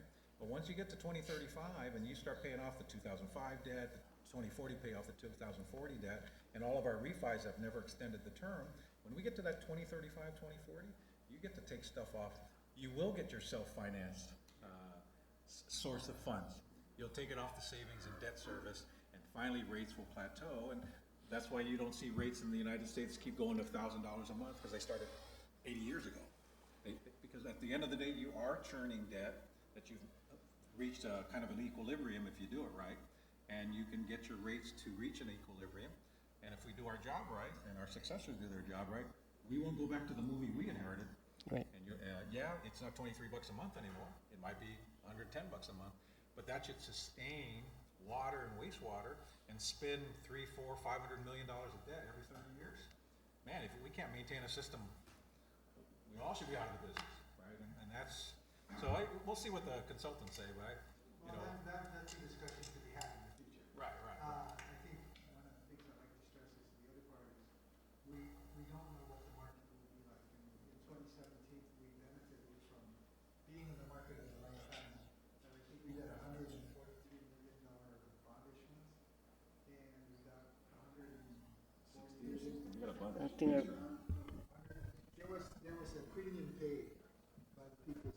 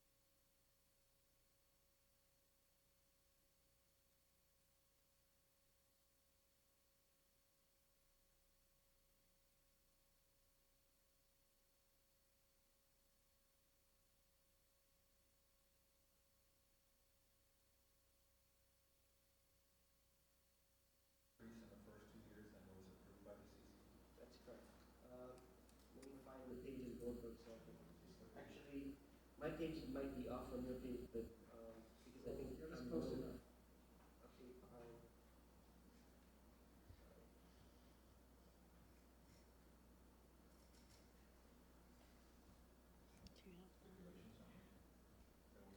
Yeah, I'm on page 61, 5-year financial plan and CIP remaining schedule. Is that the one? that's the one. That's on page 61, if I did the workbook right. 61 of 439 or 60 of 439? It starts on 58, 59. 59. So, You want to do that? sure. So, on page 60 gives you just the highlights. The milestones that we want to come through, so we filed the public notice on April 5th and June 6th. We filed a petition on July 6th. We had some village meetings that were required prior to the filing. And then, based on the scheduling order that we developed, the initial, where we thought we would be getting the initial decision from the PUC in December. As negotiations and discussion on the issues moved on, that kind of got delayed. And so we agreed to a combined schedule with discussions continuing in December and then PUC action in the month of February. And that's kind of where we are. Based on the revised stipulation schedule, we're looking at potential PUC action at their February 27th meeting. We did sign the stipulation and submit it to the ALJ on January 17th. The next page, page 61, based on that revised combined proposed schedule, what the parties have agreed to is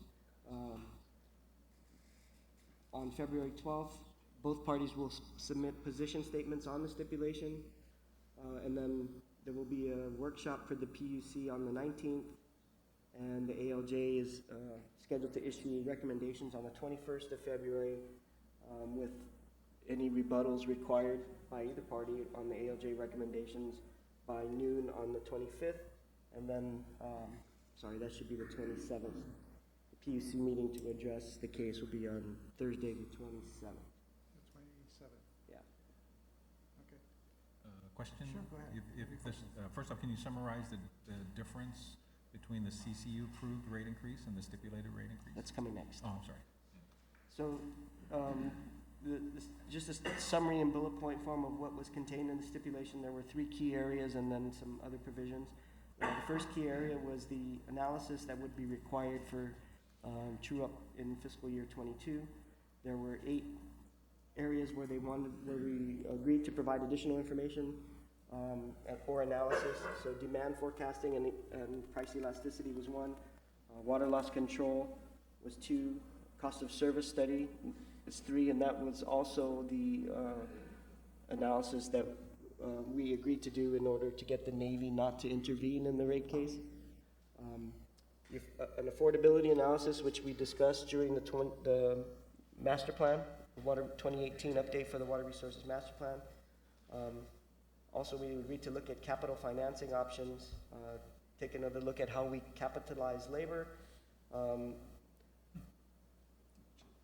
the septic system elimination, trying to get more customers on the sewer system, and some analysis on how that can be done more quickly, and if there needs to be a change in who has regulatory authority to push that. And then, of course, the last one, the staffing study that is a PUC requirement.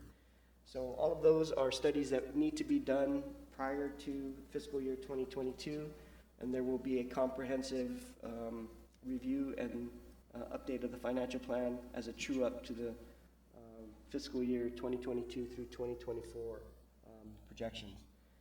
So the second major area is the 20 through 24 financial plan. So the parties stipulated to the pro forma results contained in Schedule A, which I have slides of, will show you. As far as rate increases, they stipulated, we stipulated the 2 fixed rate increases in fiscal 20 and fiscal 21 of 5% each year. And then the remaining 3 years are just projections to be updated in 22. Right. Party stipulated that the coverage, the debt service coverage ratio calculated using the PUC requirement and CCU procedure is going to be less than the target of 1.75. We agreed to pursue a policy change on that debt service coverage ratio, both in the CCU and also with the PUC, to clarify how that was supposed to be calculated, and then to support the approval of a single calculation method that is in line with the indenture and what the rating agencies and the market look at, and keep that at a 1.4 times minimum. We also stipulated that the water sales volumes that were presented in our petition would stand, but that we would pursue aggressive water loss reductions, and that we would agree to certain reductions in labor and benefit expenses, primarily associated with our staffing. We budget for 400, but we, in the recruitment process, may not necessarily hit that mark, so we made some adjustments there. And then there were some reductions in variable O&M expenses related to the water loss. If we can reduce the water loss, theoretically we would have some reductions in O&M expenses there. And then also to take a look at capital finance program changes. So that was the second area. The third area essentially gives a little more detail on the capital financing program. It would be based on projected fund balances of at the end of every fiscal year of greater than $3 million, and the debt service coverage ratio being between 1.4 times and 1.5 times. And then with regard specifically to the 2020 bond, we agreed to $134 million in par value with capitalized interest for 2 years, assuming a 5% coupon and a cost of issuance no more than 2%, and deferment of principal payments for 5 years. So essentially this is interest-only payments for structuring the debt, so it would be interest-only payments for the first 5 years, and then after that the debts kick in. Essentially what that does is it defers the large debt service payments till outside the planning period. And yet they want to get rid of capitalized interest? Okay. No, that wasn't part of the PUC's position. Okay. But that's our Financial- so that's our going to clash financial with our financial guide. Question, Mr. Chairman. Okay, Oh, I'm sorry. let you're him done? just finish the I'm third sorry, my bullet bad. point. I'll wait. Sorry, the third other item on the capital financing program is that we needed to make sure that we reallocated available bond funding of no less than $2.7 million from existing bonds to be used for the construction fund for the remaining projects. Okay. Question? Commissioner Sanchez. Thanks, Mr. Chairman. On page, let's see, let's go to page, what is this on board books? Sorry, it's the one that says stipulation summary analysis required for FY22. Yes. For some reason, I can't read the page number. 62. Yeah, that one? 62. Okay, so, I'm not, it's not clear to me, and based on what I heard from management, it's not clear to them that historically that the CCUs had to approve stipulations, right? But and please correct me if I'm wrong, as I understand the stipulation, the CCU voted for a higher rate increase, and the general manager stipulated to a lower rate increase for the first 2 years, right? Which is good for our ratepayers, right? That's the upside. But you look at that page, the debt service coverage changed from 1.75 to 1.4, and it says it has to revise the CCU policy. So, and I do not question the motives of our GM. I know he's acting in good faith, but what it strikes me as is he's now signing to policy that we have to make. We're the ones, it's our policy on what we're willing to pursue for coverage. And he's lowering it from, he signed a stipulation that says it's 1.4 instead of 1.75, and we have to change our policy.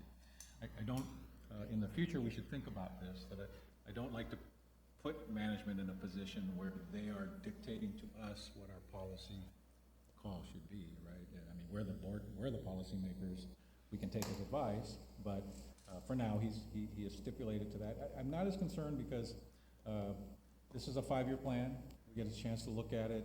This is an issue to be resolved over the next couple of years, right? This is what's the right way to calculate the coverage, what should be the policy for coverage. I mean, that's the way I'm interpreting the STIP, right?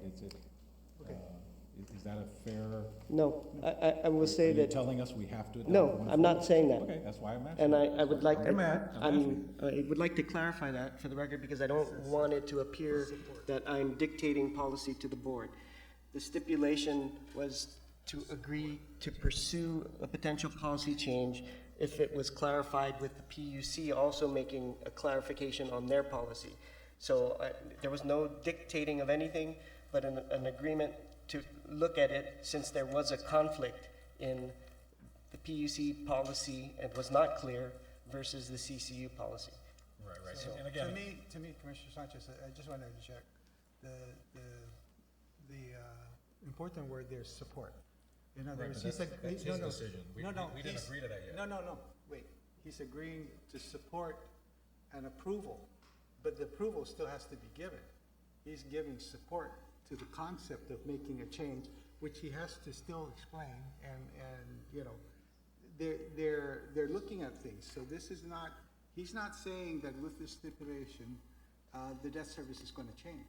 Well, how do you interpret the phrase, agree to pursue policy change? Agree He- to pursue He is policy signed that. change. We haven't agreed to anything. Because We- this collective is fine. not a policy change, that he's agreeing to pursue, to work with us and to recommend to us why he would like to do this. The So this policy- stip is only binding on him, the GM, as Yeah. opposed to the whole organization? And again, I trust Okay. Miguel, he's trying to get this done, but I just throw it out as from a policy-making point of view, we want to protect him, frankly, about who's wagging the dog, right? Okay. And ultimately, it is for him to recommend to us changes and perspective, but it is up to us to decide whether we want to agree to change anything. And I know that he was not, and I'm not questioning his motive, believe me, I just throw it out. Let me give you an example that I would assume Miguel would never do. If he came back and said, I just signed a stipulation and we're gonna raise rates 50%, we'd all look at him and go, huh, right? So perhaps as we think about it down the road, maybe in the rules, we should think about how do we be involved and protect our managers, as well as authorize our managers as they enter into stipulations that change a policy call that we've made without us making, even being involved in that change, right? I'm very comfortable. That's Can all. I just ask one question? In the prior stipulated order, what did you do? Since you were there. We didn't change the 175. No. But if you were sitting there and you had to make almost a decision, would you have come back? Yeah, well, How do you know that, Sam? no, if I was the GM, I would have said to the consultant, well, no, right, but we didn't change anything. The GM, if I was the GM, I might have, and again, I have complete, I might have come back to the CC and say, here's the stipulation before me. First off, it's a lower rate increase than you approved, just letting you know, at least advise us. Number two, I'm being asked to consider having you change the way you calculate debt service coverage, right? And to me, that's a valid question to pose to us. We're the ones that ultimately set that rate strategy with his guidance and advice, right?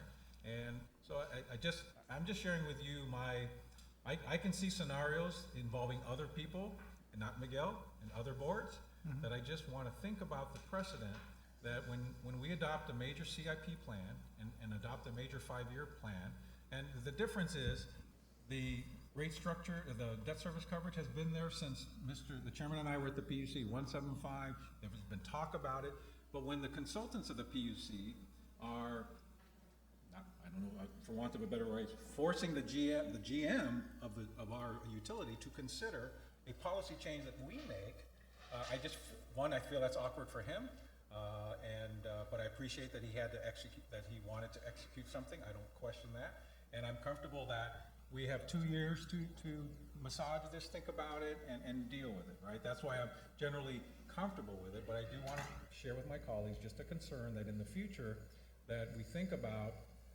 should a GM be required to at least bring back a stip that has a significant change in policy that has been historically adopted by, or prior adopted to the CCU. I just throw that out there as a concern. He's executed it. I'm not going to go back because they've given us 2 years to do some studies. Those studies will reveal, do we change our policy or not?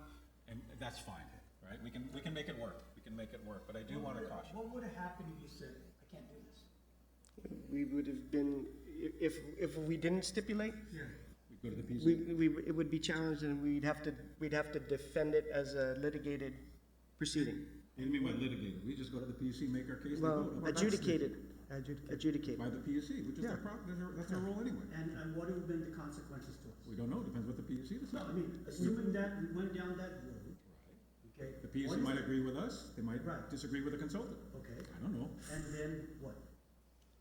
Well, Where would we be in? well, I'm not sure if I No, no, I want mean, Simon, I'm trying to play the Right, scenario right. out. So because I'm not sure I'm ready to go to I don't wanna 1.4. sit here and, we hired Miguel, for the simple reason, it's your judgment call to make a call, okay? I don't agree with you, okay? Who Because makes I the don't- policy, Miguel or us? We do. I didn't make the I don't think policy. you made a policy. I didn't call. make the think you policy. made- Changing debt Again, service coverage. Again, Simon, the rule is you know how to count to three. You have the third vote to give what you want. Okay, okay, No, no, okay. Simon, you want to make a policy call change. Do you have the third vote? No. No, because you're telling me we're gonna go to 1 point something with Miguel. already signed the stipulation. Okay, I'm okay. asking the question, what happens May I if we clarify? don't agree? What if we said today, if I make the motion, you know what, I don't agree with Miguel, are you guys gonna back me up? Actually, I wouldn't, I would say I will live with his decision, all right? I'm not saying to go back, So but the I am, follow-up question is, are we gonna make a policy change? Because you're stating that Miguel made a policy change without asking the five of us. to me, when he signed, So I'm gonna ask you again, you have 3 votes to do that. no, I'm not even making a motion So why to are you reverse it. making- Why? Well, I thought it would be good to advise, well, let's put it this way. In my opinion, only my Yeah. opinion, right? I think it's an awkward situation when management is negotiating something and ends up negotiating something that is significantly different in policy than has been historically adopted by the commission, and that we just think about it. I'm not making any motion to reverse it, and the reason is, to his credit, we got 2 years to work on this. We now know where the consultant wants it. I have no clue what the PUC wants. They haven't even seen the stipulation. Let them look at it. We can look at it. I was simply throwing it out to us as a policy-making board that changing debt service coverage from 1.75 to 1.4 is a significant change since before 2000. okay. So that's a policy change that we should acknowledge it. And that's all I was trying to do, just acknowledge it. okay. I'm not gonna tell him not to sign it, he's already signed it. But we Clarification. may wanna think about, that, figure out a way to insulate our manager. So if nothing else, maybe all he has to do is come back and say, hey, this is where we're at, this is where the negotiations, before I sign it, do you have any objections? Okay, Mr. Chairman, can I ask a question then? Sure. In any future discussions to the magnitude that the GM, maybe one of us has to be present. You can't bind us. Possible, if you want. No, I'm saying if that is the wisdom of this board, because again, I can't sit here and do the day-to-day, because that's what we hired him for, but if the magnitude of what you're telling me here in this decision, because it's multi-million dollars we're talking about here. Do you want a board member present in discussions of this type of nature? No, this is a policy call for us now. It's not no, we trust you, but this, for example, could not, if one of us was there and say, wait a minute, you need 4 other people, 3 people to move on. Okay, So Miguel. maybe that's, think we're in you the know. Okay. Yeah. I think we're on the same page. Okay. It's just Okay. Point, think about it. Can we let the general manager, he wants to say a few words. point of He'd like to say clarification. something. For For clarification. my understanding, and I asked the question when we went through this, prior to signing the stipulation, had any previous stipulation been submitted for board approval? There was there's never been a resolution to approve a stipulation. Any And- previous stipulation May I changed debt service finish, coverage? sir, please? May I finish? And there have been, in stipulations, changes to the proposed rates that were approved by the CCU. So there have been lowering of rates. So from my perspective, and based on the information that I received, I was not doing anything that had not been previously done. Second thing, the 1.75 policy started as a PUC policy, And the CCU policy is how that was, what funds were used to calculate that 1.75 coverage. So just to make that clarification, the lowering has, the number's gonna be lower, it's the PUC that has to change their policy to lower it. Now, the other thing about that, the stipulation that was signed does not change the policy. The stipulation merely states that GWA is in support of instead of two separate calculations for a debt service coverage requirement, one of which, the PUC, the CCU's contrived policy of calculating the PUC coverage is not recognized by the market or the credit rating agencies or the investors. They focus on what's in the indenture. And the difference between the two creates confusion, and what I signed as a stipulation was to clarify that confusion and to, if the PUC agreed to lower it, that I would support an argument or a recommendation to our board to adjust its policy to coincide with that. That's what the stipulation was. It was not me dictating policy or changing policy. And I'd just like to add that when we do these things, the way this works, having been on the other side, Simon and I have been on the other side, when we do these things, the final call is made by the PUC. So we get together and we propose a rate. We propose a plan. We ask our general manager and we give him the authority to petition the PUC to adopt that plan and adopt the rate plan and the capital improvement plan, to adopt what we've adopted. When it goes to the PUC and their consultants and our general manager, their consultants and the general managers, this is the way I remember it with mostly GPA cases, we didn't do a lot of GWA cases, is they work on things and they wrestle it out and they arrive at a stipulation, if they can. If they can't, they go to the PUC. But what this does is the PUC is the final arbiter. They're the ones who will make a decision. Irrespective of whatever we say, we give them our best plan. Miguel's job is to defend that plan, and where he thinks he can defend it and where he thinks he can make inroads, he's going to argue for what he best can do to get us at the end of the day the capital required to provide the plan that we have adopted, as well as the rates to support that capital borrowing or that capital plan. And so therefore, I don't see this as a policy change, because it's really, the way I read it is, it's the PUC that's going to evaluate whether they want to make a change from 1.75 to 1.4. And that's their prerogative. They will make that change if they so decide. And if they do that, then we can still argue and say, then we need greater clarity on how that is. Just for clarity, because I remember how we did this, the 1.75 is, first off, the debt service coverage based on the bond indenture is strictly, and correct me if I'm wrong, is strictly Net cash flow over debt. net cash flow over debt, right? Okay. So, and Doesn't that, take into account any reserve funds. yeah, right. So it's just net cash flow over debt. So that's set at 1.25. And then this 1.75, it evolved into, we put other things in there. And I guess what I'm saying is, for clarity, it could be useful to go to a strictly net over debt, net cash over debt. How does that go again? Yeah. Make sure I'm right. Reserves, without reserves. Okay, without reserves. I know what At- you're proposing. At a prior amount. And no matter what, that's a decision the PUC will make ultimately. Okay? So I know there's a lot of discussion, but I just want to stress that once we make the decision and say petition the PUC, we give them our best effort. It's like the LEAC. We give them the LEAC, we give them all the arguments, and when they come up with their decision, it's whatever decision it is. The PUC has made changes up and down.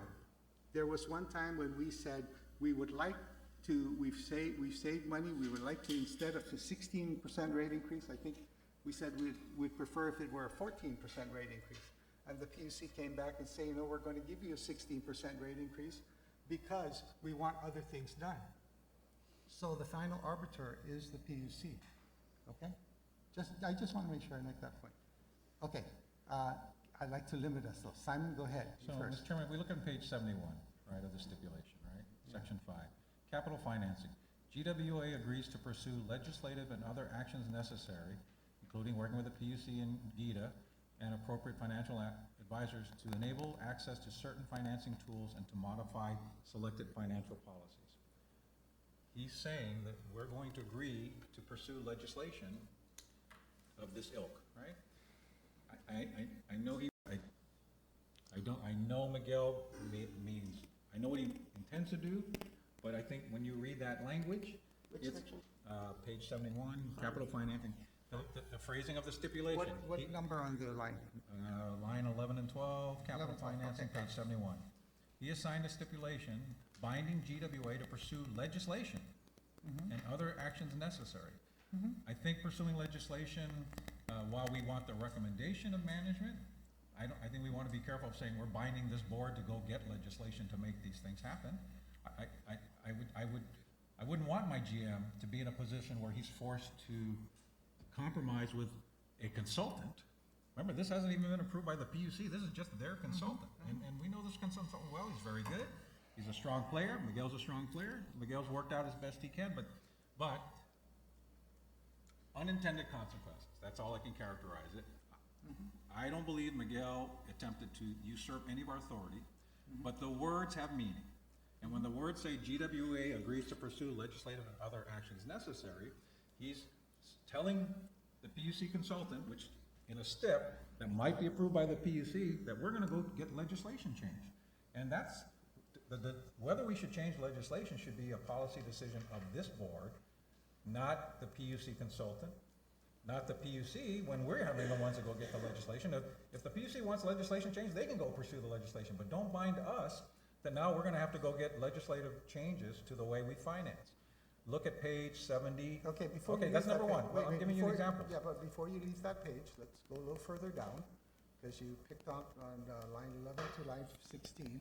Go down a little further to A, which is on line 16, it says GWA agrees to investigate the availability and relative cost of alternative debt, blah, blah, blah, blah. And then the next sentence says, if determined to be viable and economical. GWA agrees to recommend to the CCU legislature the approval of this option for meeting the research if delineated, if it makes sense. So in all of this, he's saying if these things make sense, he's going to work with them to do better. Well, already, if you read just read it from the way this was legislation. He's saying GWA is going to, who is GWA? It's us and Miguel and company. It's not him by himself, it's not us by ourselves.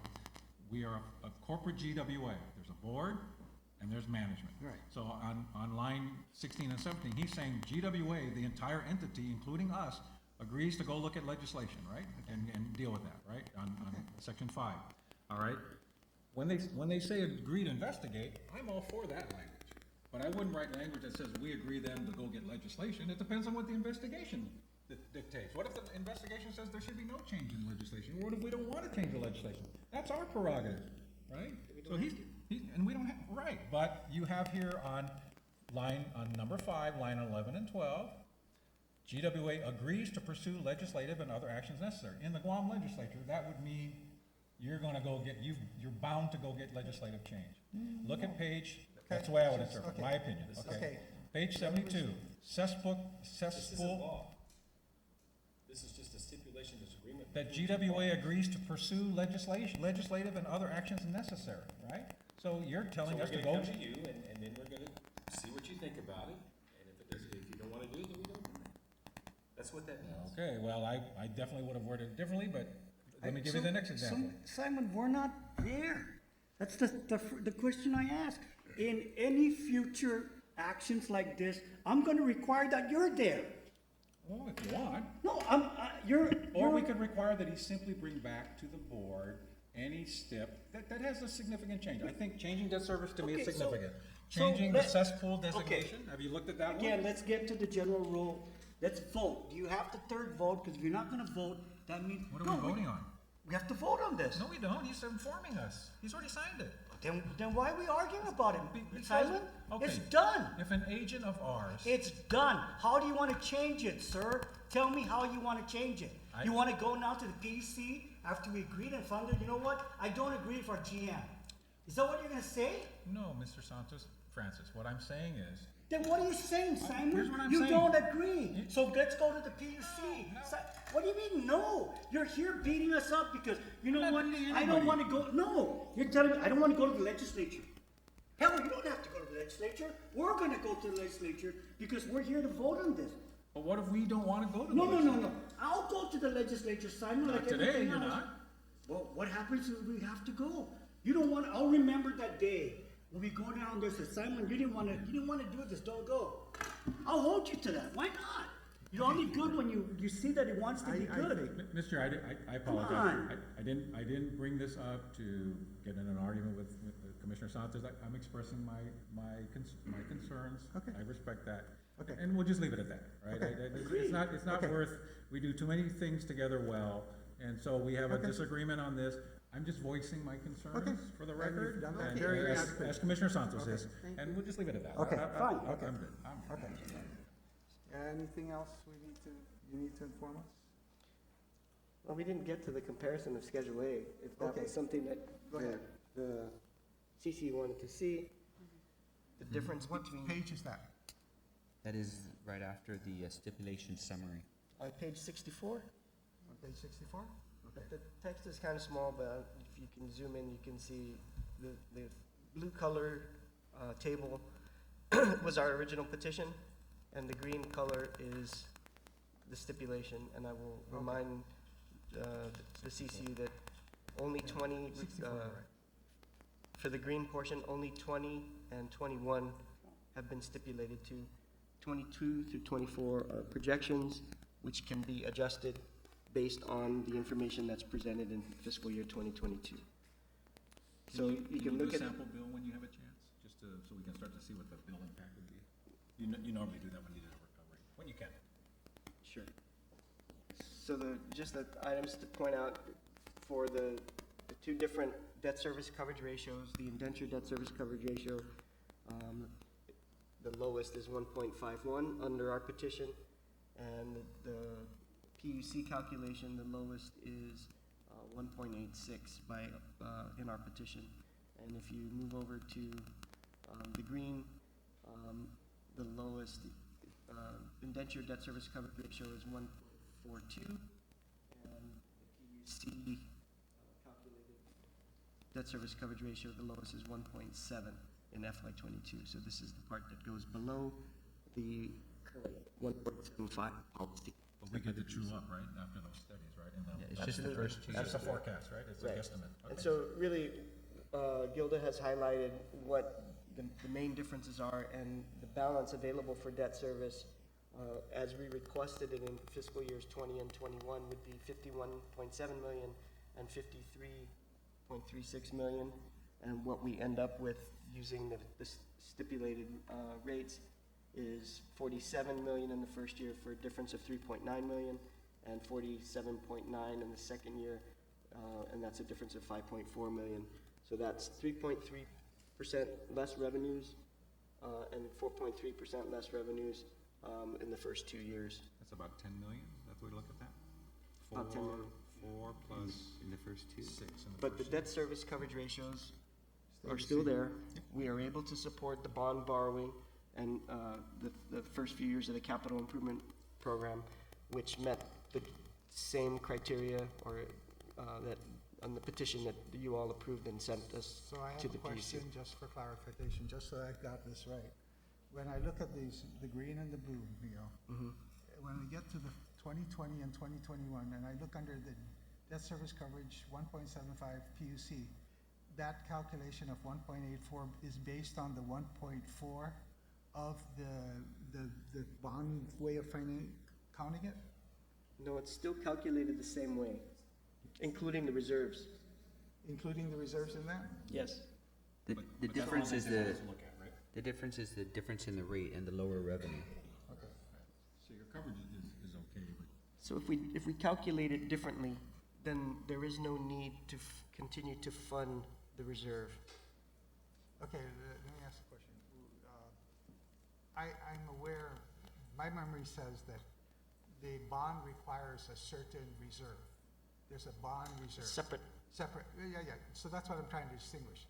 That's not what we're talking No. about. Okay, so in the bond indenture, there's a bond reserve fund. It's not that. Okay, and then what, is there any other bond reserve in the bond indenture? Is that it? Just that one year's debt service. Yeah, I'm just clarifying, I'm asking. I'm following. Okay, so that's the only, in the bond, required by the bond. And then in the non-required by the bond, but something we did or the PC did? That's the CCU policy. Oh, the CCU policy, okay. So what are those? What is that? Okay, $13 million over the debt service, hits 175 for the PUC, which is debt service reserve, $11 million. okay. So in- those there's two reserve funds are Okay. used in the calculation to To get to the determine 1.75. to get to 1.75 based on the CCU's policy. Okay, now, And they wanna revisit wait. I'm familiar with the bond indenture and the bond reserve fund, what its purpose is. What's the purpose of those two reserve funds? No one yeah, for emergency fund, and the other one is to cover the debt service for the PUC requirement. Additional debt service for the. To meet the 175. Meet the 175. Without having to do it through revenues. Yes. So if we were to calculate it the same way and we had. To hit 1.75, the rate increases would be even higher than what's in our petition. So the Okay, reason, okay. O&M got, Mr. Chair, if you recall, because we went through this, there was a day, long time ago, but not today, which is, I appreciate why we might want to reconsider it, where what would happen if we had a big typhoon and we didn't get revenue for 3 months? So we took 3 months of O&M and we were allowed to do coverage for that. I can appreciate now that in a better company, it's the 21st century, that may not be an unreasonable thing to revisit, right? And I think but that's where the O&M came from. to the self-insurance fund that you guys did for GPA? Well, think of it this way, back in the day, when we were weaker, we'd have a typhoon, and nobody would pay their water bill, right, and we had no cash. So to insulate that, and it started with the chairman and I at the PUC, and then it was continued by the PUC, there was a recognition that, hey, we better give them some O&M, because we've been through typhoons where there was no revenue. Remember that we couldn't pump water because we didn't have power. Well, those days are different. We can keep the water on because of the backup gens, so maybe we should revisit this policy, because it does drive up the rates, because now we're covering 3 months of O&M on the expectation we get no revenue for 3 months. How realistic is that in 2020 when it was more realistic in 1990? And that's now I remember why the O&M got kind of rolled into it, right? Okay. And so it's a prudent, that's why. So, and I guess that's why I'm asking these questions, to show that as you make the sausage, as you like to say, that's why my recollection is, we, at the PUC, have never had a stipulation approved by the board of GPA at the time. That's the one I remember more than anything else. I'm just saying, Simon. You're right. And so therefore, I would That was a defer very back. different board back then. Yeah, well, I understand that. I understand that, but I remember back then, that our role on the PUC, which we're different today, but our role on the PUC was, we were the final arbiter. We made the last decision, irrespective of whatever came from the other side. But remember, GWA proposing a policy, and a rate is basically a policy that turns into a number, right? That is always brought back from management to the board and say, hey, my proposal is 38%, 35%, whatever the numbers may be. And the PUC is assured that there was a resolution passed, as there was 3 months ago, saying the board voted 3-2 for this level of rate adjustment, and that is the policy of the majority of the CCU, and we're sending that to the PUC. Miguel didn't make that call, the 5 of us made that call. Yes, right. And that protects Miguel. He walks into the PUC and he says, hey, this is what my board wants, and then they start negotiating. Right, but my point is, as he negotiates, he negotiates as best as he can for our position. That position will change. the final decision is going to be up to the PUC. I'm just pointing out the roles If he that. changes our position, should we at No, least no, look at it? Be informed no. about it? That's all I'm saying. Simon, I agree. But here's my point. I think at the end of the day, the decision comes down from the PUC and we make it work. I think what he's trying to do is work with a consultant to try to still accomplish our goal. Even if he's saying, I agree to go back to my board and say, could we consider this? And maybe he's gonna show us and say, it actually is a better deal because, as you clearly just stated, that was a different time when we came up and said, look, we have to, and I get it, the insurance fund for GPA was a little different because GPA, after a storm, needs a lot of inventory and stuff to put it back together. GWA is an underground system. For the most part, if they can get power, they're off and running, okay? So it's a little different, but their problem is if the ratepayers have problems and can't pay their bill, then how do they pay their expenses? So that came up. And that's, yeah. So all I'm saying is we've moved on, so maybe there is rationale, and I'm just saying, let's see where we go. Yeah, I mean, remember, I'm not proposing we change the STIP. Okay, okay, well, that's fine, that's fine, okay, that's fine. I just have a question, Mr. Chairman, Sure. because like, if you look at the, comparing the two schedules there, by the time this passes, we're 6 months into the fiscal year at the very least, When did it start? right? Yeah. Yes. When do you do the true? 22. No, I mean, you're 6 months, Is there we're gonna lose compression? 6 Is there months of compression? revenue. So it's not a true 5% increase, Right. right? It's only a 2.5%. Well- Right. There's no compression, there's no compression. We intend to address that in the, what we're required, if you remember, I showed you the schedule, we have to submit a position statement on the stipulation. And when we prepare that position statement, we intend to address that. Yes, yes, yes. So is it, okay, and then on that same schedule you got, what is the methodology that you guys use? I'm watching the revenues, but is there a percentage that we apply to O&M? Because if you look at your increase in capital or decrease, it stays the same. I'm pretty sorry, much. what page are you looking I at? am on page, I'm on this schedule. Okay. But if you look at the numbers, right, you're keeping, do you apply a percentage to the operating expenses? Because it's reducing each time, but it's like 5-6 million, I mean, what? Oh, in comparison, the operating expenses Right. between what our Between the- petition right. was and what we Right. ended up with? That was a result of What's the the, math? The what? a portion of it was reduced labor expenses. A Okay. portion of it was reduced variable O&M expenses associated with water loss. So their argument is if we reduce water loss, you have less production that you need to do and therefore less cost. So does this mean this will be the budget you'd be presenting to the budget committee, that based on the stipulation, the budget that we had talked about, in the original 5-year plan, now will go down to 95 and 100, at least for the first 2 years, right? Okay. So, I mean, that's how they interplay each other. Yeah, And and again, that's why it's good to that's- inform the board, is, Yeah. okay, look what. Well, that's he's informing us tonight. Yeah, yeah, yeah. So, yeah, no, And that's why we're having ex- this discussion, it's yeah. good to go over the Right, STIP. right. So that's exactly what will happen. Maybe then you, Miguel or Kelly or whatever, how did this get to this? I mean, we were aware that we're talking, I mean.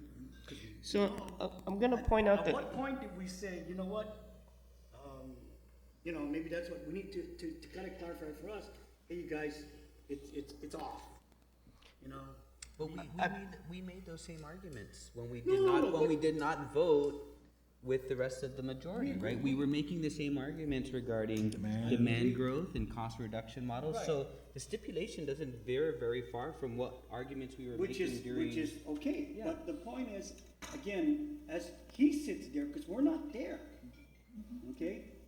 I mean, That's what I'm saying, it's maybe he's awkward for him. asking, maybe we should say, okay, anytime there's a percentage threshold, or the number we use is 2% for financing, is that you can't. There is no- Time out to those people and say, I gotta go back to my board. There is no such policy in place. Right. There was no instruction given. Right. And the steps that I took were not, to my knowledge, inconsistent with steps that were taken by previous GMs in negotiating stipulations.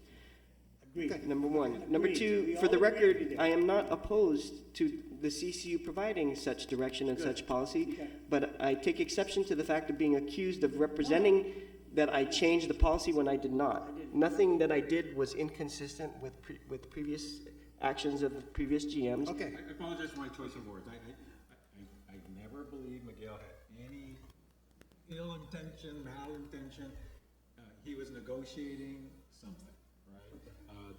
I think the Commissioner Santos has pointed out some lessons learned. We can think about that, because I've always thought too, and I don't know if you remember, I'd even suggested to you, before you agree, one of your leverages, I gotta take it back to my board, right? And because it protects you a little bit from stupid inquiries by me, for example, right? No, but Or I think we tackle it a little sooner, right? I think, in all fairness to any of our GMs, let's give them some guidance in terms of what we feel you need to come back to us. Remember, we hadn't done this for 5 years. It's not Miguel's, right? It's not even Miguel's fault. He brought another 5-year plan. He brought another 5-year plan. Can I say something? I think we got the point, everybody got the point. I appreciate let's move. Gail's clarification, Simon, thank you. Francis, great job, let's move forward. Is there anything else you need to tell us? We will provide sample bills, based on the first 2 years of what's been stipulated. The only other thing, the last 2 slides relate to the bond, the amount of the bond. We already went over that in the previous resolution, so I don't think that there's a need to go over it. We're good. So I have nothing further with regard to this, Mr. Chair, and I believe though we do have Okay, executive session. wait. So we're done.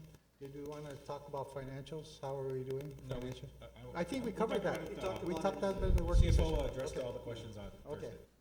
okay, so, before we go, we have another item, we have some more items on the, first off, there's the CCU Rules Committee update. Commissioner Limtaco has been tasked and accepted the task of doing some heavy lifting by trying to write rules and regulations to better, help us operate. So the floor is yours, just, bring us up to date. Okay, thank you, Mr. Chair. So basically, we've come up with a draft rules and regs for the CCU, formalizing, among other things, our governing procedure, formalizing our rules on meetings of the CCU, the duties of the CCU, the duties of the CCU officers, much of which we haven't really formalized, at least since I've been here, right? So in addition to that, we've incorporated the prior ethics requirements that Senator Guthrie's put together previously, so we've incorporated that into it. We also have some things that I identified that we were unclear of regarding rules of travel. I know they mimic the utilities, so we're going to put that in our rules, as well as requirements regarding compliance with the open government law, right? So a lot of the rules are going to focus on some of the lessons learned from the last year or so regarding discussions of salaries in executive session. It's going to discuss a lot of the, or address a lot of the rules regarding how we come up with pay rates, requiring us to do evaluations. Although we did adopt a resolution, it's going to be formalized in the rules.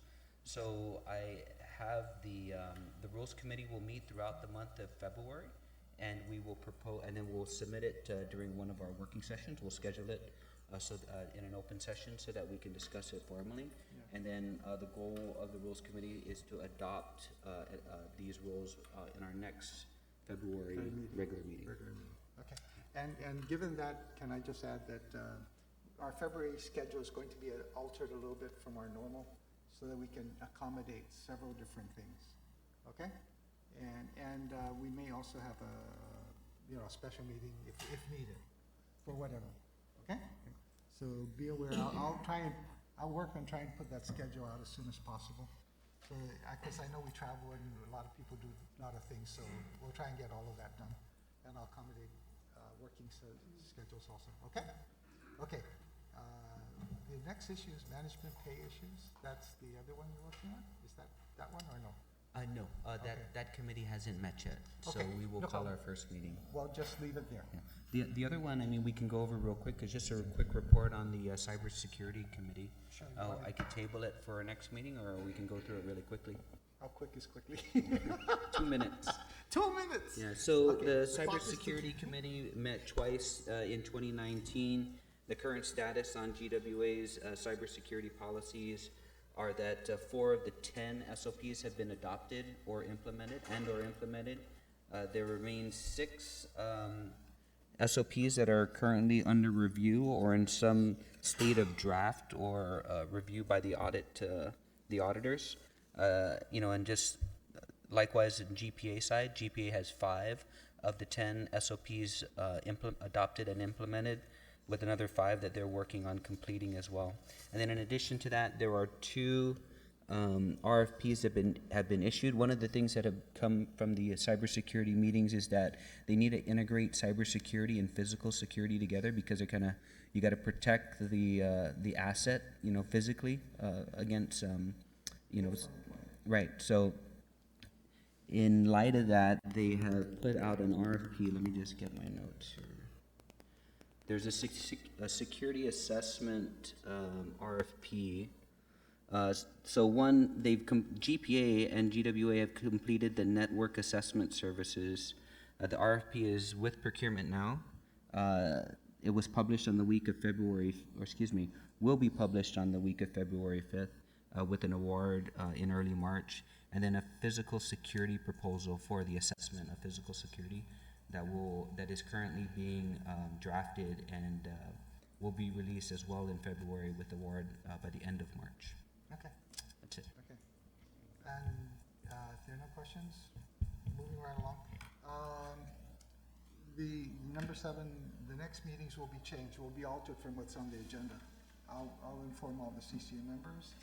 If there's nothing else, we have a recommendation. Yeah, we have some potential and ongoing litigation that we need to address. So, Session, and we'll have 3 separate, there'll be 3 separate executive sessions. okay, so 5-minute break. We don't adjourn, we're recessing and going into executive session. 5-minute break.